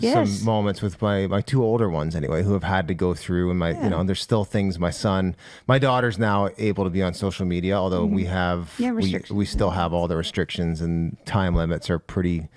They're pretty aggressive, actually. You know, I just, for whatever reason, probably could actually let off that a little bit for her. But, you know, we've had some tearful, like, it breaks my heart in some ways that they're feeling the pressures or being left out, or like that this is, that my decision for what will make them better in the end is costing them something in real time. That hurts. And I think a lot of parents can't push through that enough to see the reward on the other end of it. So I think showing them that Mike and I actually have restrictions too is helpful. It's like, you can move out and get your own house, but also we are 40 and we have restrictions because we don't have self-control. You know, like we could go down a long hours and hours and hour rabbit trail. Kids don't love being treated like kids. So if you can help them to understand, this is not about being a kid. Right. This is about being responsible and healthy. 100%. Right. Yeah. And so, like, responsible, you know, similarly, like I've always had, you know, restrictions on my phone, content restrictions and all that kind of jazz. And like when my kids were younger, some of them were like, you don't trust me? I was like, no, I don't trust you. I don't trust you. I don't trust me. I don't trust anybody. I don't trust the internet, Like, for sure. like we're, you know, it's kind of one of those, if you have a basic theological framework for Adamic depravity, like, no, you shouldn't trust yourself. That's a dumb thing to do, right? Let me teach you that you should not trust yourself. I've actually had, like, I remember I had it with one of my kids, I won't name, but they rhyme with Faden. And, you know, and oh like, man, Baden, I can't believe we were arguing about, like, you know, again, some of these social media restrictions and back before he had a cell phone and wanting to get all that stuff. And you know, he's like, Dad, why don't you trust me? And, you know, and it really did hurt him, you know. I was like, I do trust you, but I don't. And I said, buddy, I don't trust myself with some things. I trust your intentions. Like, I don't, and you shouldn't trust you. No. And that's the thing you have to learn is like, don't trust yourself. Like you're not going to bat 1,000. And there are things you're going to have to learn to like keep away from because it'll ruin you. Yeah. You know, I wanted to ask you, Katie, we had, like, in our time left too, like, and this has been already awesome.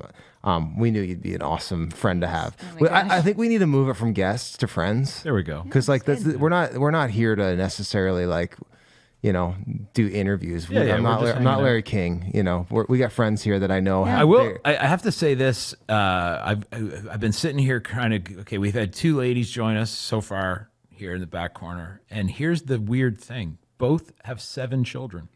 Oh, Yeah. So if was you're- it 6, wasn't I think Amy she had 6? 7 too. No, didn't I'm pretty she? sure I'm it's pretty seven. sure. All the boys. I don't know. Yeah. I stayed at their house back before It Christmas. felt like 7? Well, no, it was very much like you were talking about. You don't know how many kids are there. Like I come in there, I was like, I knew they had 7 kids, and I'm like, I'm pretty sure I've counted like 12. Like, yeah, everyone's got 2 friends over tonight, Yeah. kind of thing. And they were literally like, we're walking. They have a huge house. We're walking through the house, and We there's don't like, have a huge Yeah. there's like, oh, they brought, it's like this old colonial farmhouse fun. thing, and they like have their own chickens and all this jazz. Very, Yeah. yeah. Anyways, I wish so I we're- could have been We're here to like meet her. walking through like this room. There's They're like coming 4 back. kids here, and then there's 2 kids over here, and then there's Yeah. 7 kids.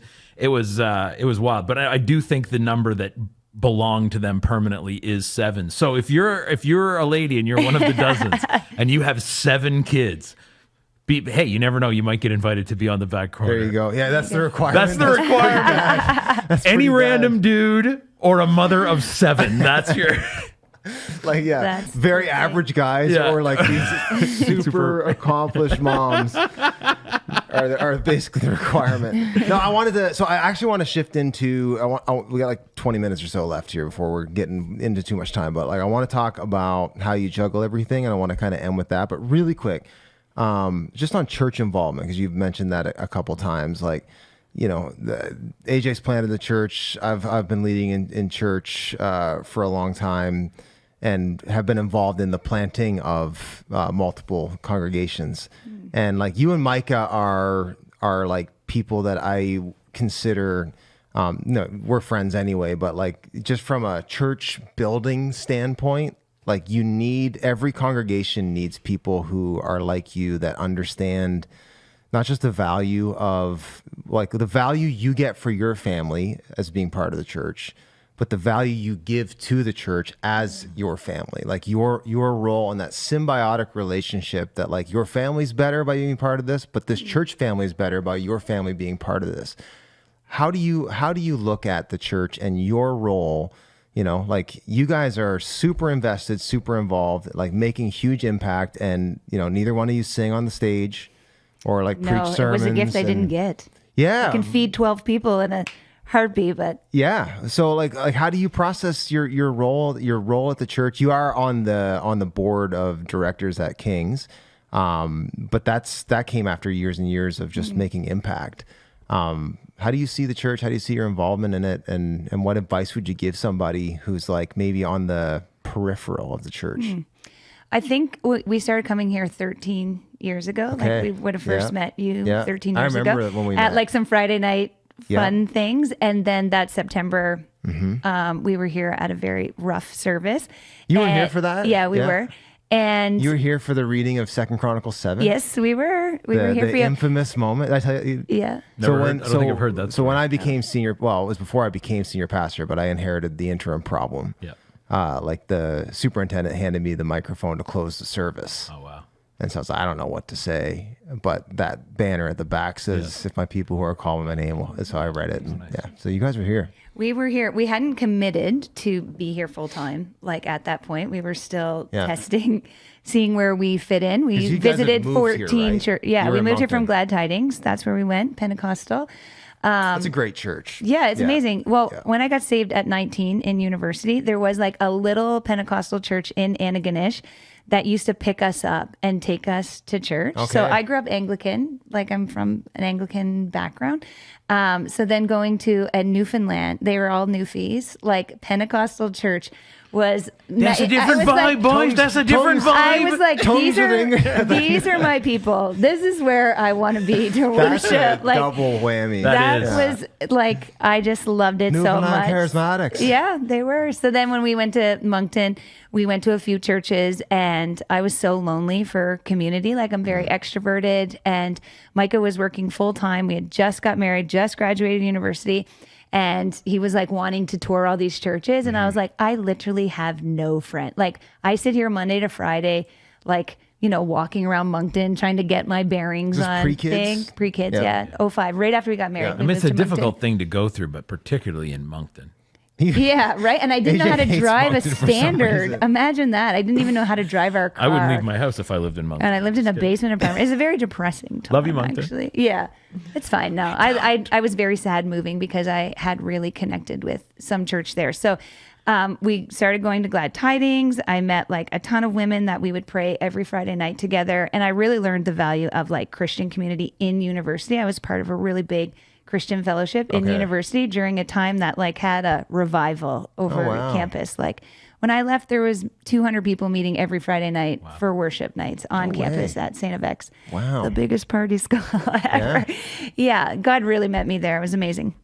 So then we went to Glad Tidings, loved it, and sort of really learned community there, like at Glad Tidings. Yeah. And then when I had Eben in 2007, I knew that the Lord had called me to be a stay-at-home mom during my internship to be a dietitian. So I started going to Moncton Wesleyan. They had a mom's group. And this is like really long, but I'm sharing my story. I'm just this like, is long form. Okay. This is why we're here. Okay, good. So I started. I don't know. There's some people who wish we kept things a little more tight. But just when you get home, tell them not to worry about it. We're going to cut that part out, right? It's just all those stuff. Ron's on it. Can we edit that part? Yeah. No. Okay. Let it roll. So anyway, I had Evan. We moved into our new house, and this girl was going to like a mom's group at Moncton Wesleyan. So then I started going there, and that was so helpful because I am an only child, and my mom worked full time since I was like 6 weeks old. So I didn't have any scope on how to be a mom. Oh, wow. Like, I mean, my mom is a very good mom, but like to be a mom of a lot, to be a stay-at-home mom, like I didn't have a realm for that. Like, on what that looked like. I didn't have any friends that had stay-at-home moms. Like, it just wasn't in my grid. So to be part of that Moncton Wesleyan moms group, it was amazing. They had childcare. And then for the hour and a half, 2 hours, you would break into whatever group you chose. Like some week, it would be like 8-week sessions at a time. They would have like one just on marriage, one on, you know, like praying wives, praying for your children, how to shepherd your children's heart. Like they had all these different classes that you could like sign into. So I really learned a lot on how to be a mom, like from my time at that group. And I met an incredible lady that has 10 children from Moncton Wesleyan. That's Margot Bandy. I'd say she could be on the back corner. She's incredible. So a quick hilarious aside. Their youngest son, Sean, was at Caton's. This is years ago. Caton's is a camp nearby. Yeah, Caton's summer camp with my youngest son. They're a little different in age, but close enough. They were both there. And we're coming back over on the barge, me and my boy Isaac and Ken and his son. And he looked at me, he said, one of the things, he goes, I was able to retire early, which is great. But one of the things we're worried about is our youngest son will have never known, because she was the stay-at-home mom, obviously 10 goes, said our youngest son will never have known his parents to have a job. And we're worried he's going to grow up with a really messed up understanding of like what adulthood is like, because just both his parents are just home all the time. Yeah, home all the time. So I met her, like she led the whole thing. And one day she gave like her testimony on how the Lord had called her to have 10 kids. Yeah. And I remember sitting there and all of a sudden I was shaking. Oh, wow. I was crying. I was like, I don't know what's happening, but I think the Lord is asking this of me. Like, I don't know what's going on, but I know this is the Holy Spirit. Like I had, you know, I'm familiar with the Holy Spirit. So I was like, I feel like this is the Holy Spirit. So I went up and talked to her and just really prayed over her.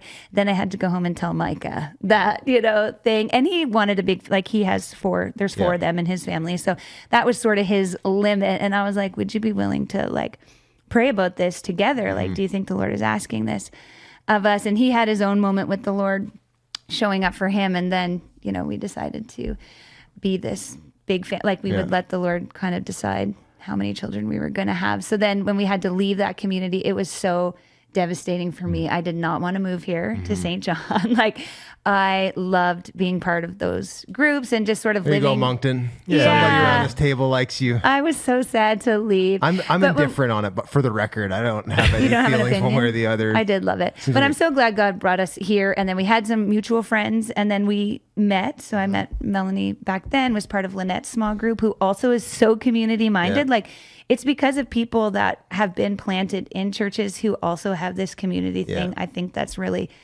you know, driven that thing. She invited me in before we had even really decided to commit to being here. She was like, we meet every Thursday. Just come. You know the Lord, love the Lord. Like just come. So then that Sunday when you preached that, the Lord spoke to Micah that we were to be here and we were to raise a family in this church. We were to be a family in King's Church. We were to show people how to be family in King's Church. And that's when we committed to be with you and to walk with you in this I didn't know that. church. Yeah. And I mean, I love people. Yeah. I don't know if you That's can tell. Yeah, it's your gift. know. It's one of your gifts. Yeah, I really love being with people and with people. And so, of course, we had kids in kids ministry, and we felt if we have our kids in kids ministry, we should volunteer. Amen. So it was really rough at first being down here in the basement of King's, you know, leading groups of boys. Like we were always the boys leader because Micah is so fun and all that kind of stuff. So we've always done that. And then when they decided to plant the red shirt team, which would be like a whole greeters team, I've often laughed with Micah that, you know, my dream job is actually to just be the Walmart greeter because I would get to see everybody who comes in and out of Walmart and just greet them and give them stickers. Maybe and, when you're old and Yeah, like next year. No, just- like retired and I'll be there. So in that ministry, I was like, we kind of committed, like we have some family core values that we run every decision off of. So we usually like to minister together, especially on Sundays. Like, so I was like, you have to join this team with me because I really want to be on this team. And Mike is very good at connecting people too. Like he does have that gift as well. So we joined John Simon's Welcome Red Pastor Shirt team, John, and we've yeah. been there since Easter of, I don't even know when it started, 2015. yeah, maybe? it's been a while. It's been a long time, and it's like my little dream comes true every Sunday that we red shirt, and I just get to greet everybody in the lobby, like the Yeah. Walmart greeter, and Yeah. special things. But it's been so fun, like having so many kids in all the areas of church here because I get to connect with the youth moms Right. on youth night because I have kids in youth. Yet you get to be the elementary school mom who, you know, is connecting with all Yeah. the parents in the elementary school. And then I get to be the baby mom, you know, who's Yeah. still coming to mom's group and who has a Bible study on Friday with a bunch of moms that have little kids that Yeah. aren't in school yet. So I'm like dealing with prom and promposals and, you know, still, you know, a last wide Friday, range.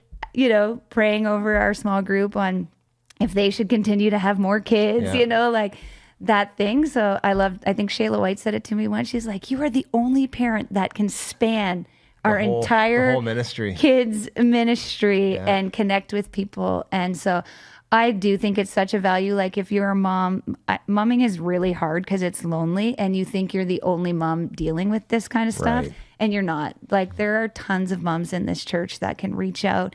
And even like looking ahead at older moms that have gone through it that I'm getting information from, you know, ones that I value their wisdom because they've walked through it, like Margot with, you know, she has all old kids now, still FaceTiming her for mentorship, you know, once a quarter or whatever we get together. So just always one of our values is intergenerational mentorship. Yeah. Like that's one of our family core values. And so it's always learning, always giving, like Yeah. always, you know, you're always learning something, but you're always teaching somebody stuff too. So I've really been a huge promoter of that. Like if you're a young mom and you're feeling like you're alone and you have questions, like 100% message me. Like you're going to come over and At Kate's Creative Kitchen. yeah, DM, no, just my and personal, or well, whatever. You Katie can Peterson find me. Yeah, like on I all just the feel channels. it's a value. Like I didn't know how to do this, and moms came alongside of me, along with hundreds of podcasts and books and Mm-hmm. Yeah, moms there's no groups shortage and of- Bible studies and prayer partners, and you know, to learn how to be a mom. Like I didn't know how to be a mom. I went through a lot of dark seasons of postpartum depression, Mm-hmm. anxiety, burnout. Like I've walked through a lot, and it was community that keeps you walking to be like therapy. I also went to counseling, you know, like I did all the things to try to be a good mom, a good wife, a good homemaker. Like, So with that, like what, you know, a big thing that you do like on your Instagram feeds is like giving just advice or tips like on how to, this is hard, Yeah. you know, and so things that can make your life easier, you know, what, as far as like setting priorities and like how, like what advice would you give like parents, not just moms, but like parents on like if someone listening to this could walk away with like, if I start doing these 2 or 3 things, this is going to immediately start paying dividends to my household. What advice would you give? Like as far Cook as with more molasses. That's very other important. than, 100%. other than molasses. you'll have so much joy in your life if you just eat biscuits with molasses and butter. 100%. Number one. No.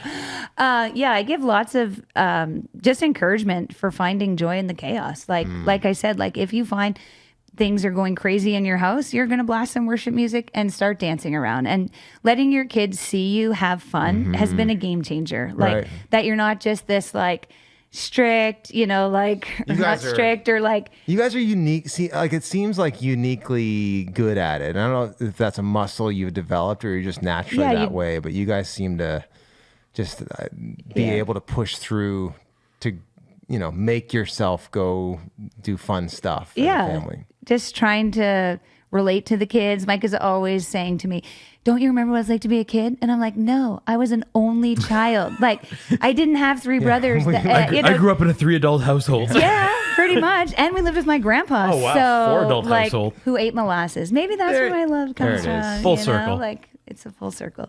So, no, I don't know. I don't remember what it's like to be a child. So I really, that's something I really had to work on, to be as crazy as Micah, because he's the fun one in the family. But I think it was right after you took seniorship, we did like the vision or the visions here, or not the visions, the King's Code. The core values. Core Yeah, values. That's yeah. what they are. I was like, I've said it 100 times.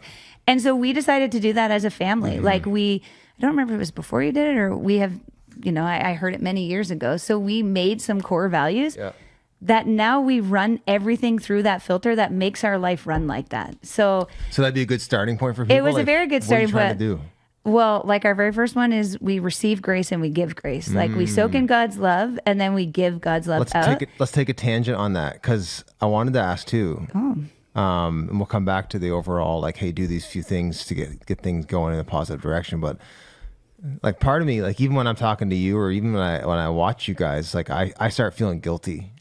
Like I think as parents we all are prone to like just like Comparison. crap. I suck. Like I wish my kids would be better off having a different dad, or like I think parents deal with that. Yeah, so of like course. what encouragement would you give on We've like definitely just thought that, processing through like just like parental guilt? Number one is like God gave you those children. They are your children and you are the best person to parent those children. And one thing, like when I was asking my kids, what should I say today? Like what are things mom does that you can, that you would think I should say? And my Isaiah said, well, each of us. Like you've gotten to know us. Like we have done the love languages for each of our kids. That's been powerful for each of them. He's like, that I love quality time. That I love sitting down with you at night and doing Sudoku and doing strands on the New York time. That when Abe plays sports, he wants that like words of affirmation. Like you know us. Like, and I think that is one thing. If you're feeling guilty, it's just take time and get to know your kids. Like, what do they like? And even though you don't like sitting there, doing the things, like, I'm going to learn to be a great Brawl Star player, okay? I'm going to try my hardest. They're going to kill me on there and destroy me, and we're going to laugh and have fun. But I'm going to try to be able to connect with my kids in that way. Yeah. And so I think a lot of parents do struggle with the guilt because they're exhausted. You're running all the time. Kids and activities is crazy. Like it's just bonkers. This schedule, the mental load on both parents, because now we're asking dads to step up and do everything the same. Everything is 50-50 now, like in this culture that we're living in or whatever. And so I think everyone's at their complete mental capacity. Like I do just want to go home and sit on my phone all day because I've given so much, but yet I still have this family that I need to look after. So I would say you're doing a great job. Like, I don't think we think that enough. Like, you are a good parent. You are providing. They have a roof over their head. They have food in their belly. You're, running them all over. They're having good interactions. But definitely, if you're feeling that guilt, like, I would get to know your kids. Like, what do they like? What special things can you do for them? Or just, hang out with them. The quality time people, the acts of service. I bake cookies when they come home from school occasionally and they're like, oh my gosh, I feel so loved. Like that's an act of service. It doesn't always have to be cleaning, like that we think, but definitely doing the love language was helpful. That we did with Melanie led that in the youth mom night that that we do on Monday nights. If you have a kid that comes to youth on Monday nights and you don't have a community, we hang out. Yeah, here on at Monday the Valley nights for at sure. the Here Valley. in Quispamsis. Yeah. It'll help. We've you got get along. dozens and dozens outside of this area, but if you're in the St. John area, there's. You feel like you need to be connected to some moms. Or It's a just- really great thing. Again, like King's Church doesn't hold the corner on moms connecting. Like there's just No, a lot there's of all kinds. good There was churches. a I heard there's a season- great group at Moncton Wesleyan. Oh yeah, it's titled now, isn't Title it? Church, yeah, at Title yeah. Church. Yeah, there was a Christian season where community, Micah man. traveled so much at night and I couldn't get out. I had all littles, nobody could babysit. Mm-hmm. And I went to like another church local here. They were running a mom's group where they had childcare. How dare I you? did. And I sat there and just cried because I had such bad postpartum depression. I just needed other people to, and I needed to be fed spiritually. Like I knew I needed to have feeding and I could not go out at night. Like because I had everybody home and Micah was, doing all his fun stuff, traveling. So no, it wasn't fun. It was work related. But Yeah. it was Feels just- like it when he's yeah, gone, right. you get But to have he's all the not. fun. He's sad and Yeah, all that he's- kind of stuff. Yeah. So Well, yeah, back to the if mama ain't happy, I find that's portable yeah. as well. So Yeah. even if you travel, if things are funky at home, somehow It's your They're fault. also funky on the road. through It's quantum your fault. entanglement, I feel In the crap. quantum You can realm. sense the disturbance in the force. 100%, yeah, for sure. So back Yeah. to a couple other words of prioritize these things. Yeah, I would say, and like if your kids are young and you're just starting out, definitely a value that we've had is family first. So our commitment that we try to do is 5 nights a week at the table. The mealtime and eating together. Like I have a degree in food science. Like I was a dietitian for many years as a stay-at-home dietitian. Yeah. That's what I do all online now at Kate's Kitchen is mainly feeding people. And I love that kind of stuff.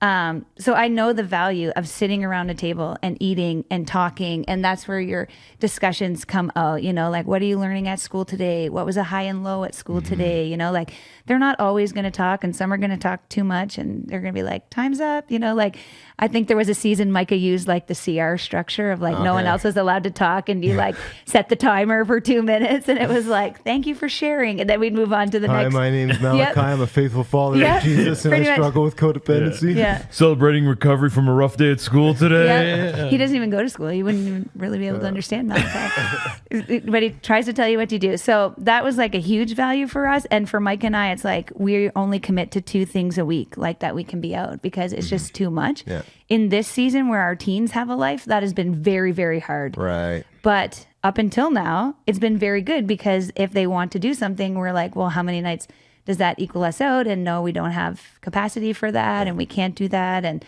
that has been sort of a time where we can really connect together as a family where we're sort of losing that with sports and drama and singing lessons and youth group. And there's a lot of great things happening at the church. Like we want to be here too, but it's like, God has called us to this family. We can't always get here. Well, I think you should be at all the things at the church. Yeah, well, so, I can. yeah. So it's okay. If our kids, No, if we don't have connection with our kids, it's all for I'm loss. totally joking. I know you yeah, are. Yeah, that's. I think that idea of having clearly defined goals and values is probably something that we don't people think would- to do as a family. You don't. You maybe think they're assumed almost. Yeah. But then you run ragged and you're exhausted. You're eating out more. You're spending a ton more money. Like there are all these things. So when I decided to be a stay-at-home mom, I decided I was going to be a domestic engineer. And I am the chief product officer of my home because you have to run it like that. Yeah. Like with 9 people's schedules, Right. like it literally is a full-time job trying to know who needs to be where, when, or what school project is due, or who gets hot lunch when, and all that kind of stuff. So I really have to, I fully believe stay-at-home momming is a job in itself. It's like a very valuable job. But like to go one step above, it's like, this is my role. This is what I'm good at. This is my organizational skills. This is how I'm going to function. And treating it like that actually relieves a lot of that mental stress that I have in my brain. So I really teach moms that on my Instagram feed to put systems into place, to put schedules into place. Like your house can run like on a schedule. Like I do a lot of meal planning stuff, eating healthy on a budget. That's where Kate's Kitchen actually came from. When I decided to stay home and be a dietitian sort of from my house. So I teach people how to meal plan, which is a huge game saver. If you can sit down and meal plan, you talked about eating protein, you need a meal prep and making all the chicken legs or whatever. It's true, because then you actually are saving a lot of money. Like, I think you saw the news article I was on. Yeah, telling people I fed our whole family of 9 for the amount that a family of 4 feeds their family for. We had when I was a youth pastor, we did this thing, kind of like a youth alpha thing, and there was a lady who did all the cooking for that, and she was a mom of 10. Okay. And she would go, hey, here's what I want to do. We're going to do spaghetti and meatballs with a Caesar salad and garlic bread, and then we'll do a Sunday bar for dessert. She said, for about 30 people. And she said, it'd be about $26. And I said, per kid? She goes, no, I'll feed them all for $26. But again, like she knew how to work the system, and she would sit down. She would never tell me what we were having Wednesday night until Monday afternoon, because the flyers came out Monday. Oh, yeah. And she would sit down and she'd look at what's on sale, and she'd meal plan even based on that. It is like, if you just, I don't know, just go to the store and get something. Yeah, it's a whole you're lot more spending money. a lot of money. So that's mainly where I'm going on Instagram, is teaching people like meal planning hacks, how to do that. Because as 2 parents and you're working and you got to go through a drive-through because the kid needs to be somewhere, like, you're dropping a lot of money. Right. So having plans in place is 100% going to save you. It might take a little time in the beginning, but I try to break meal planning down into like really simple steps that can help you get started really easily. To circle back real quick to the whole core value thing, one of the things I love about that, with our kids, we didn't have like an articulated list of core values, but there's an underlying principle there that I think we did a decent job of, which was, it gives your kids a way to understand the decisions you're making. Yeah. So that it doesn't seem like it's just an arbitrary, Right. what It's your mood were mom mood. and dad in today, Yeah, for or sure. just what do they like or not like.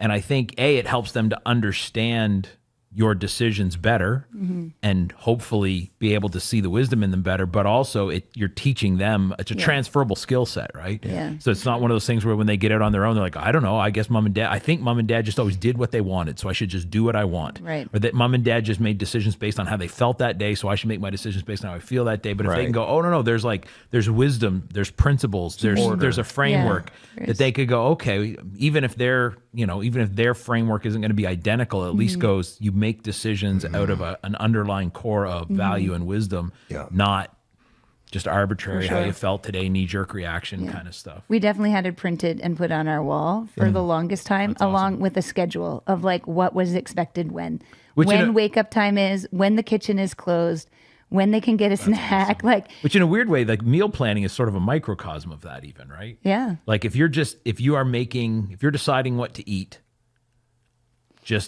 I got real hungry and then I needed to eat, you're always making worse decisions than if you just sit down and go, here's the plan, right? Yeah. Like a keystone habit kind totally. of thing. Well, they're good habits to get into place to be less stressed in the home, because that's one thing when you stay at home.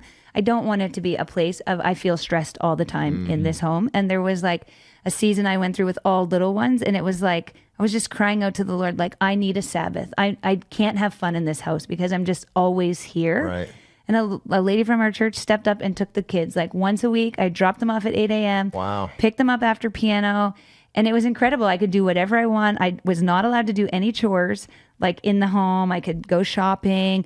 I could go home and go to bed. Like it was like I just needed a season to kind of do that, to get out, because you are always responsible for someone. I remember just crying to Micah, being like, I need to just not be responsible for anybody for just a very short period of time, because they were all home, like in that season of nobody was like out to school yet. And you have these hours where you can just sort of think or process or be your own person, like just a little bit of selfishness in the parenting thing that I think is a little me time. A little me time. I think we call that self-care now. Yeah. Yes, indeed. Which I struggle, because some people are anti that. They hate that. But at the same time, it's like, okay, well, I didn't do that for a lot of years. You gotta. And then I had a burnout. So what do you say to those people? Because I thought my mind was good and my body literally shut down. Like, I think the thing I would like encourage listeners to, because like, again, I'm, Mel and I are friends with you guys, and like if you try to like just snapshot the way you run your life, like,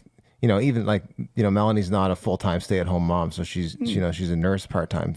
There's different approaches that we have to do. But I think the key that I hope people are hearing in hearing you is like, it's like the proactivity with partnership with the Lord. Like, there's been so many times you've said things like, I prayed to God, I cried out to God for like, I need some rest, and he provided, right? Like, I think that's the key, is figuring out like, how do I take responsibility, like be proactive with like what God has called me to, and it is a calling, and then inviting him in for wisdom and like grace, and like I just don't know how one could like not get crushed under the weight of not just 2 kids, but especially 7 kids, or it's, and that's a big important thing, is calling. Like, the one thing I don't want anyone to hear is like, do this. Like, I am very high functioning. Like, I could probably work in a very good job and be like the product manager, like for sure, of doing that. And I know not everybody is like that. So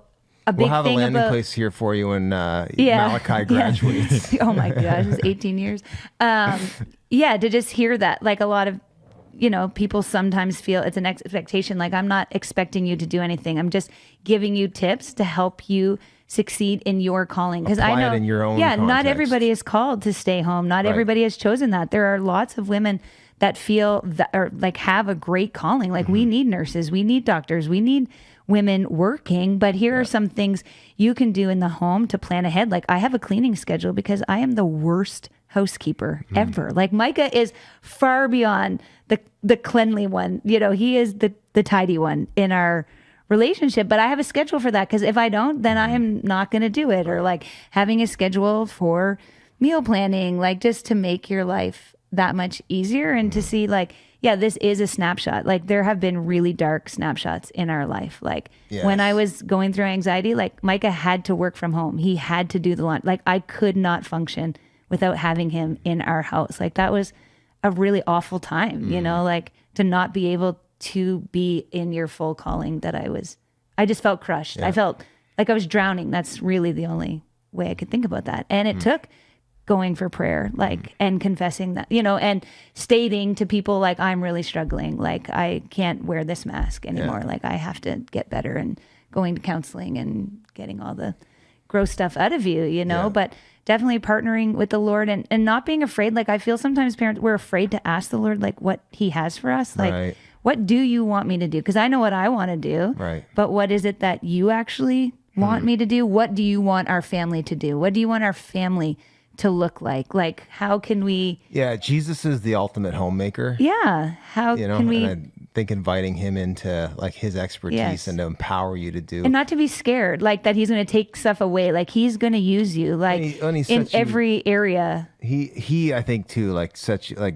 how quickly we get into the comparison game, and like you don't see the low light reel often on Instagram, media, and like the Lord can set us free too from that. Like, he didn't call me to be, your 7 kids dad. He called me to be my 3 kids dad, and I'm responsible to him, and he's available to me.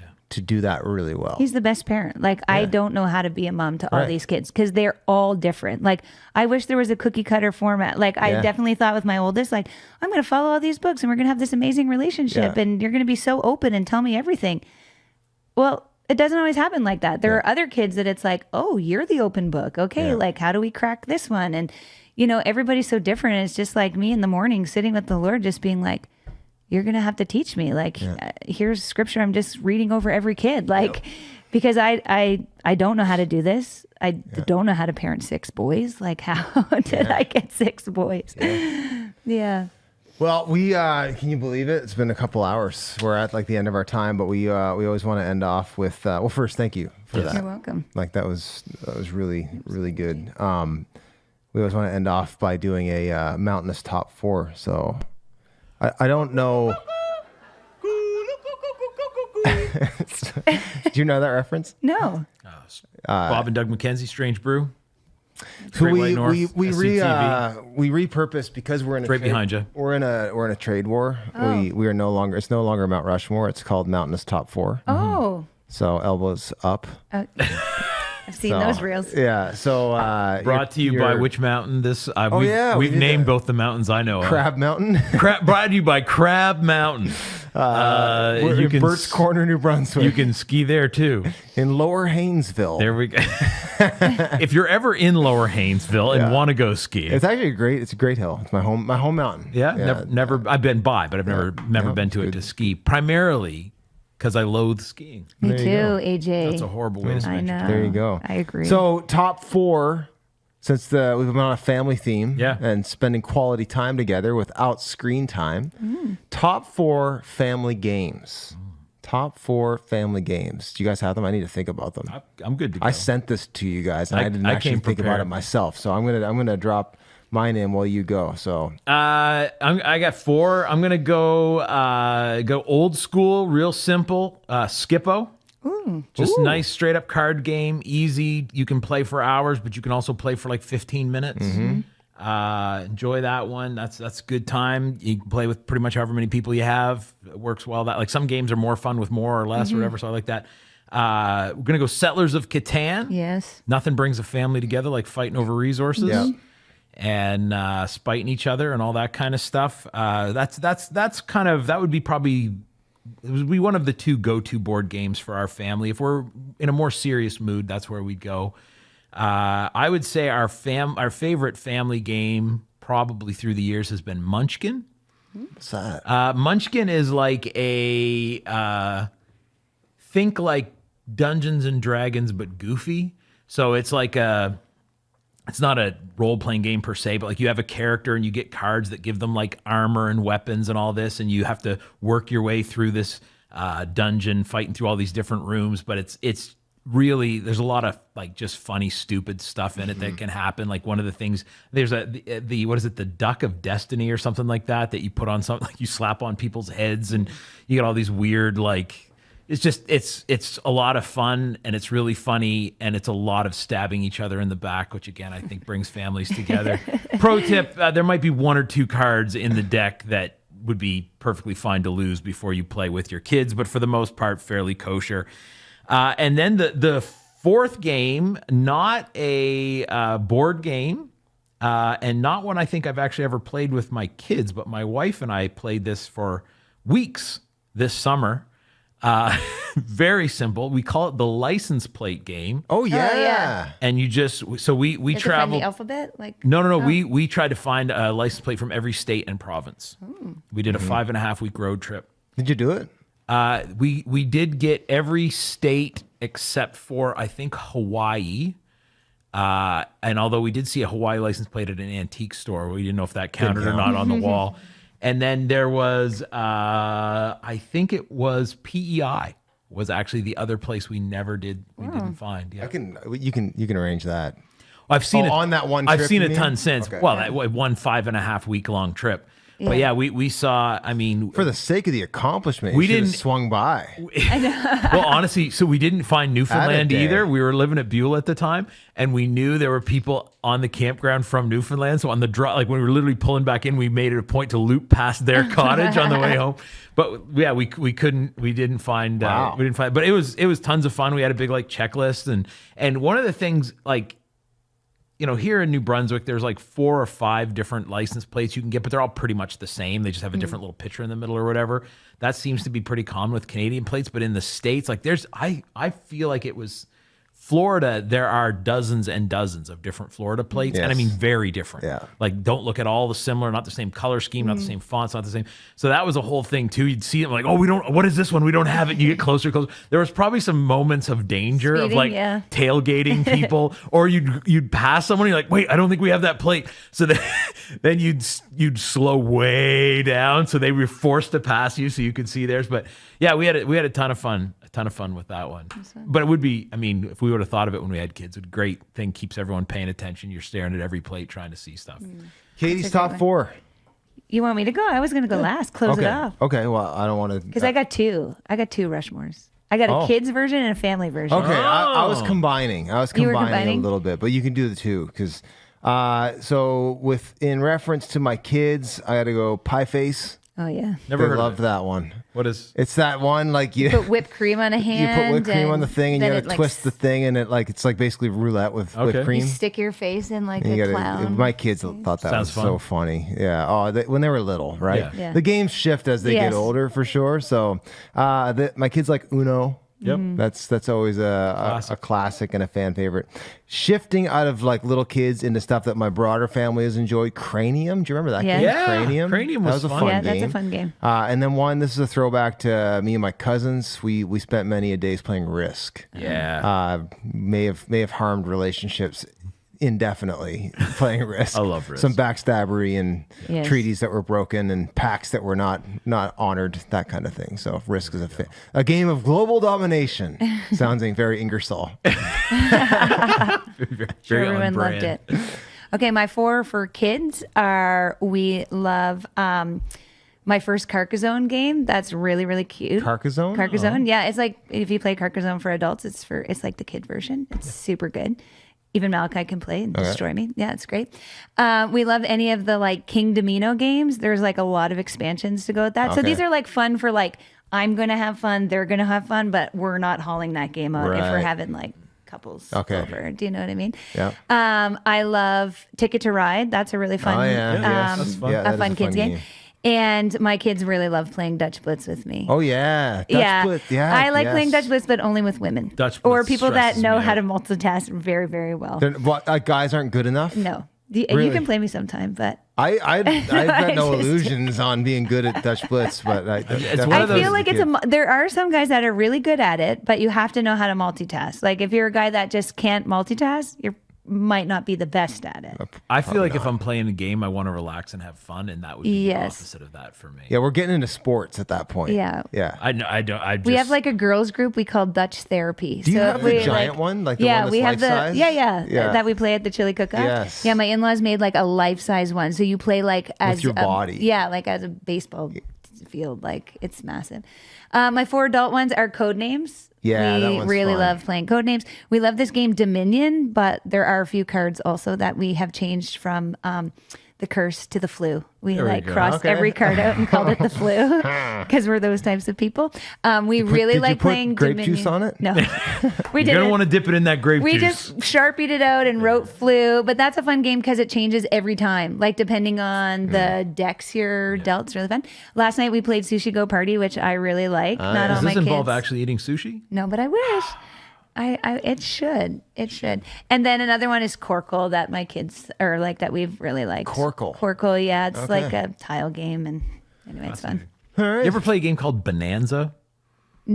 It's a card Yes, game with the beans. about planting beans. Yes, we have and played it that. is wildly fun considering it's a about game beans. about With beans. beans, yeah, totally. I mean, it's pretty fun. The cards are cute. Like But I like but sometimes the cards. gap between the like when my friends explained it to me is like, no, like you grow beans. I'm like, and they're like, no, that's the thing. It's a That's- card game where you, and I'm like, that's the dumbest. But it was Sweeping the actually name. pretty fun. It's a fun game too, yeah. Well, Katie, thanks for being on the show. Thanks you're for welcome. joining Thanks us in for the back having me. corner. We've had a good time. It's time for our outro music. Do you know this song? No. Come Why on. don't I know anything? You don't. I don't think I know this. You grew up in Canada. I did. We're the same demographic. Yeah, this was like a Remember that National old Film Board commercial? commercial about the log driver's waltz. When the drive's nearly over, I like to go down and watch all the lads as they work on the river. I know that come evening they'll be in the town, and we all like to waltz with the log driver.